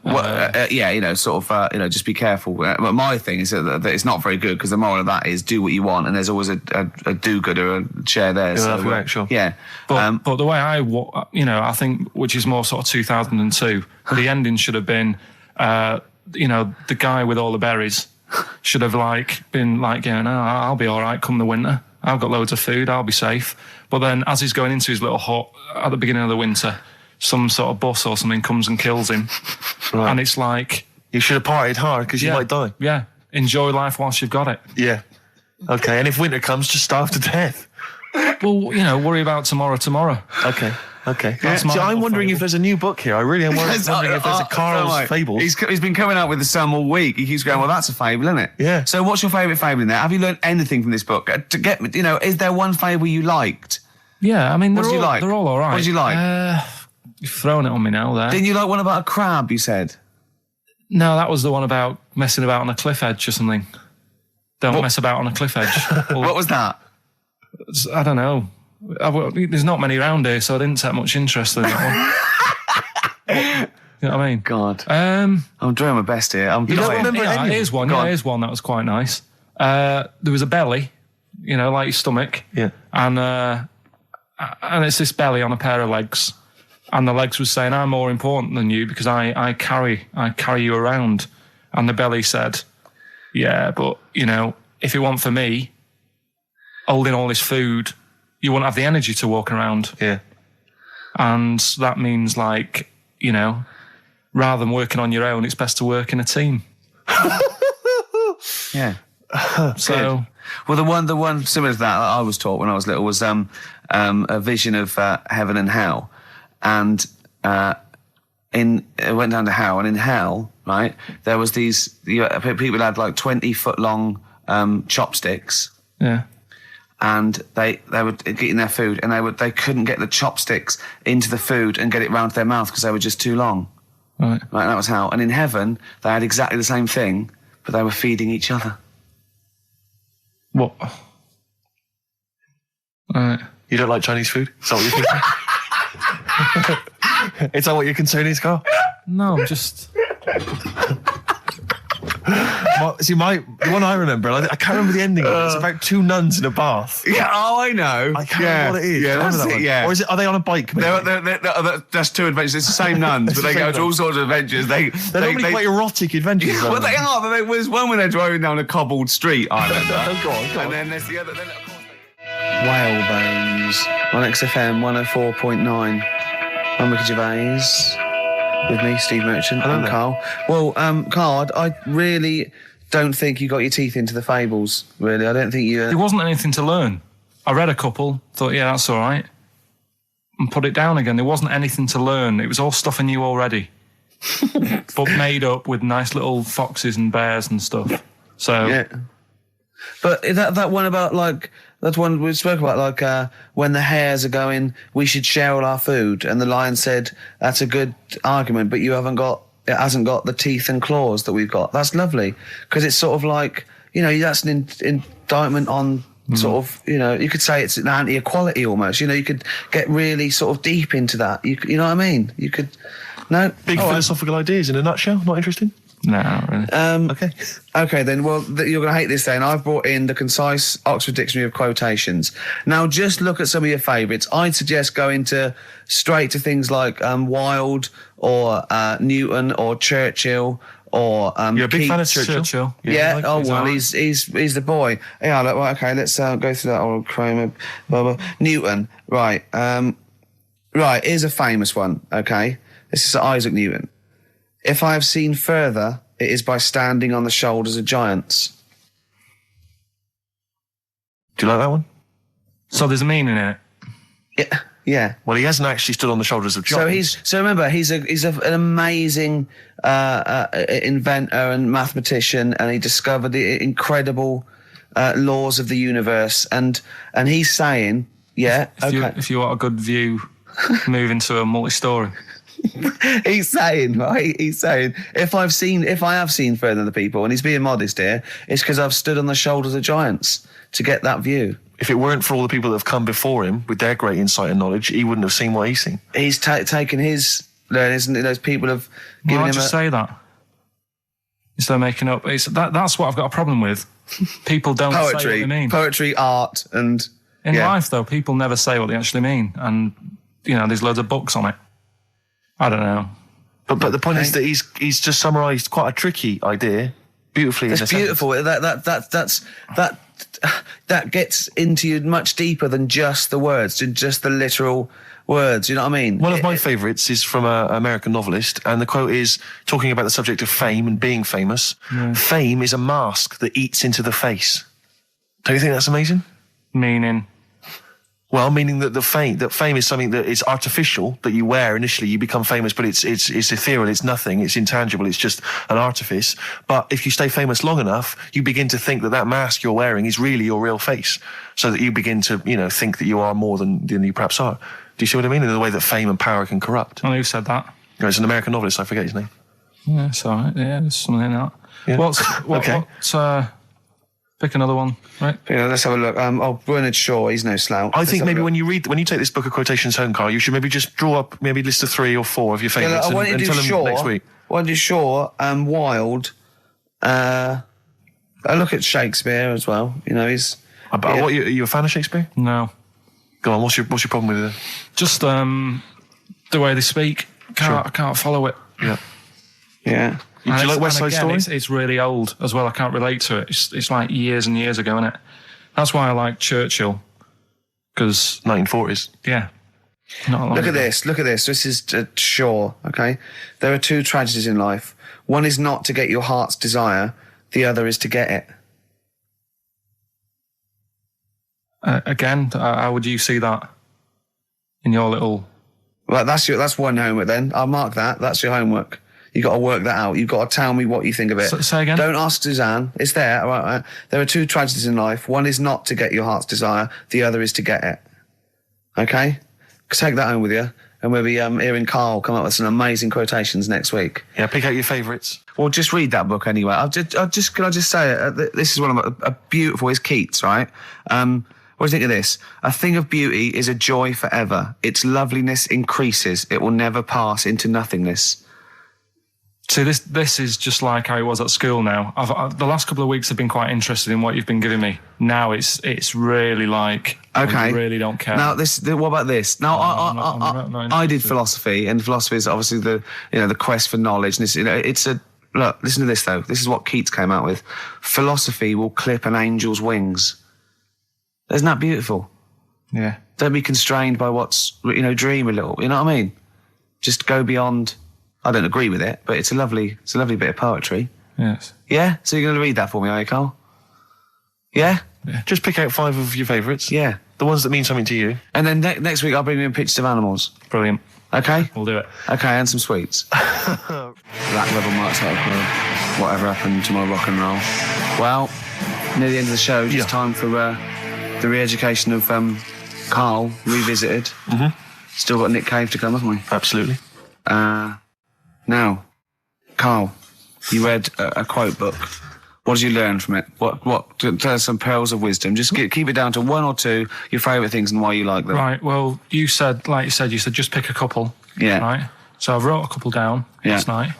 And what I did, so they weren't boring, right? I've sort of... I don't think you can ever be boring, No, but go on. but what I've done, I've took like different ones. So I've took a good one that I think, that's a good quote. That was worth putting in a book. I've put one that isn't really a quote, so I don't understand it. Oh, yeah. One that isn't clever. and a funny one. So a bit of variation all out of one book. Oh, how long did this take you? What did you do? Did you sort of like sit? About half an hour last night. And did you sit sort of like quietly at a desk or something? No, just in the lounge with the telly turned down. Oh, right. Just to give a bit of light to the room. Just had it on, but turned down. Have you figured out lights yet? So, so the first one, never heard of him. This guy called Dean Axon. Right. And this is a good one. He said, the memo is written not to inform the reader, but to protect the writer. That's good, yeah. Yeah, stuff. That's very good. That's Very relates a lot to, office life and so on. Yeah, modern world and that. Mm-hmm. Right, so then, I thought, so I wrote that down because I liked it, and that's what he said to do. Second one isn't really a quote, it's more of a poem. Okay. So how does that work? Well, that's okay. Just read it. Right, well, it's about suicide. Okay. Right? Razors pain you, rivers are damp, acids stain you, drugs cause cramp. Guns aren't lawful, nooses give, gas smells awful, so you might as well live. Lovely. That's from Dorothy Parker. I'll tell you what. It is, yeah. I hate it. I hate that. Why? It's nothing to me, that. I think that... It's just a weak, right. shallow piece of mock comedy. This is why I did it in that order, because that's what I thought. It's like a zany vicar would write from living in Frome when he's about 55 and get it published in I hate it. All right, so you're saying you're not a fan of Dorothy Parker's work, right? Yeah. Now, the next one, Oscar Wilde. Yeah. Right, he's known, isn't he? Yes. Look what he comes up with. All art is quite useless. Well, what's up with that? Well, it isn't added art. No, I know, but it's... Go on, next. But how has art helped you? How has it been useful to you? It was a bit of it's one of the only things I like doing at school.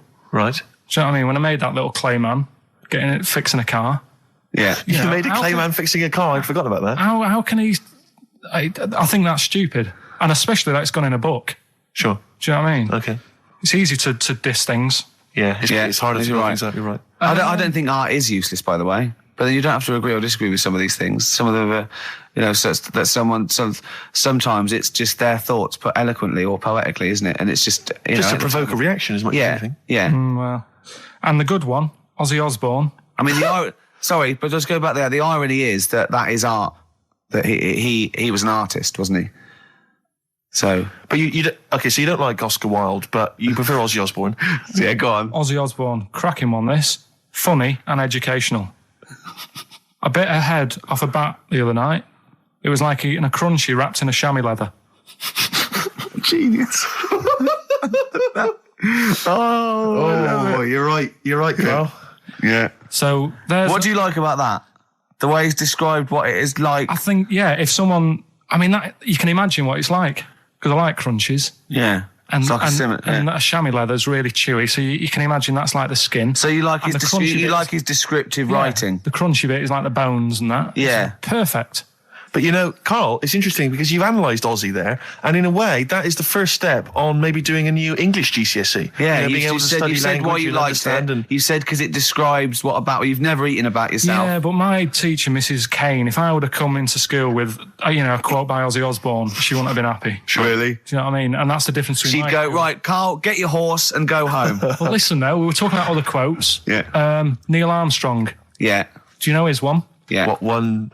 Giant leap for mankind. Do you know it wasn't meant to be that? It says it's one small step for man, one giant leap for mankind, right? Yep. It was meant to be, this is one small step for a man. Right.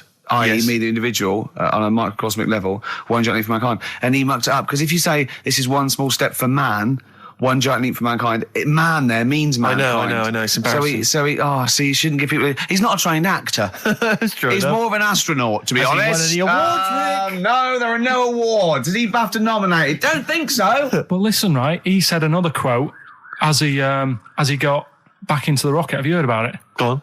We run out of time, and I'm just wondering whether it's worth saving as a bit of a teaser for next week. What did Neil Armstrong say as he got back into the rocket? Yeah. Is it going to Shocks be away. something like, that was boring, wasn't it? The mic's not still on, is it? Yeah. They're not still listening. Well, that's what I was saying to you. He could have said that, and it would have That's still not gone down. cheese. It would have still gone down as an amazing quote, wouldn't it? Well, listen, I think you should save it, Carl. You tosser, I was meant to go first. No, I'll tell you what we'll do, Carl. We'll squeeze it in before the end of the show, because Ricky, you got to play your song for the lovers. Oh, we should play this. I don't think we'll fit it in. We might have to save it. Don't worry, we'll see what we can do. Well, Let's next play, week, by the way, you've got Happiness Quotations, a collection of thoughtful words and beautiful paintings. I'll just give you an example of one. Happiness is a perfume you cannot pour on others without getting a few drops on yourself. Lovely that, isn't it? Brilliant. You can't be happy with that. This is Nick Cave and the Bad Seed from the Boatman's Call. It's a beautiful song. Any song that starts off, I don't believe in an interventionist God is all right by me. And this is Into My Arms. Nick Cave and the Bad Seeds, Into My Arms. Well, that's it. We've run out of time. We have indeed. So no time for Carl's quote. That'll have to come next week. Yeah, we'll save that for next Neil time. Armstrong. Well, I hope you enjoyed it. Goodbye. All right, Rick. Come on, I'm sounding a bit chirpier. It's not that depressing. Well, yeah. Sports next. You know how excited you are? Go on. You love the sport, do you?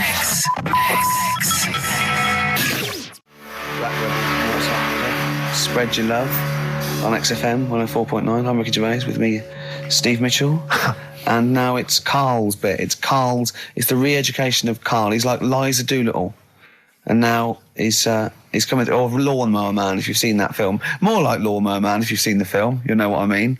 And his homework was to just study quotes, really, on happiness and stuff and general well-being. He's not a big happiness quote fan, are you, Carl? Not really. So what have you done? You've come up with something, haven't you? Right, yeah, I told you, right? Because a lot of these are just things you say every day. They're nothing special. So what I'm doing... Well, you say them every day. Well, the sort of things you come out with and you don't even think about it, do you know what I mean? Yeah. They're on the TV all the time. People on the radio are saying these sort of little quotes. Sure. And what I've done is, remember that programme on Channel 4, Faking It? Yeah. Where they got some, like, posh kid to be on a door and all that. What I've done, I've... Imagine if that was the pitch for the show. Dear Channel 4, just going to get a posh kid on a door or something? Yeah. Yours Come sincerely, in. Carl. Come in. Yeah. TV producer. Yeah, go on. So what I've done, this little book of quotes, happiness quotes, I've picked two that are real. Okay. And I've made one up. All right? And we've got a guess. And you've got to guess. Okay, then, go on. Well, I'll tell you what, Rick, why don't we, when we've heard them, we won't confer. No. You write down yours, Yeah. A, B, or C, and I'll write down mine, and we'll Sure. see how it Okay, works. Carl, off you go. Right, and just because I'm looking at this book, it doesn't mean I'm actually reading. No, I know. Don't no, worry, I know. we're clever. No, we Why know. are We on know. We there? can't see. Feel like Yeah. call my bluff. Yeah. Go on Okay. then. Nothing is worth more than this day. Okay. Yeah. Yeah? All right. Yeah. The way I see it,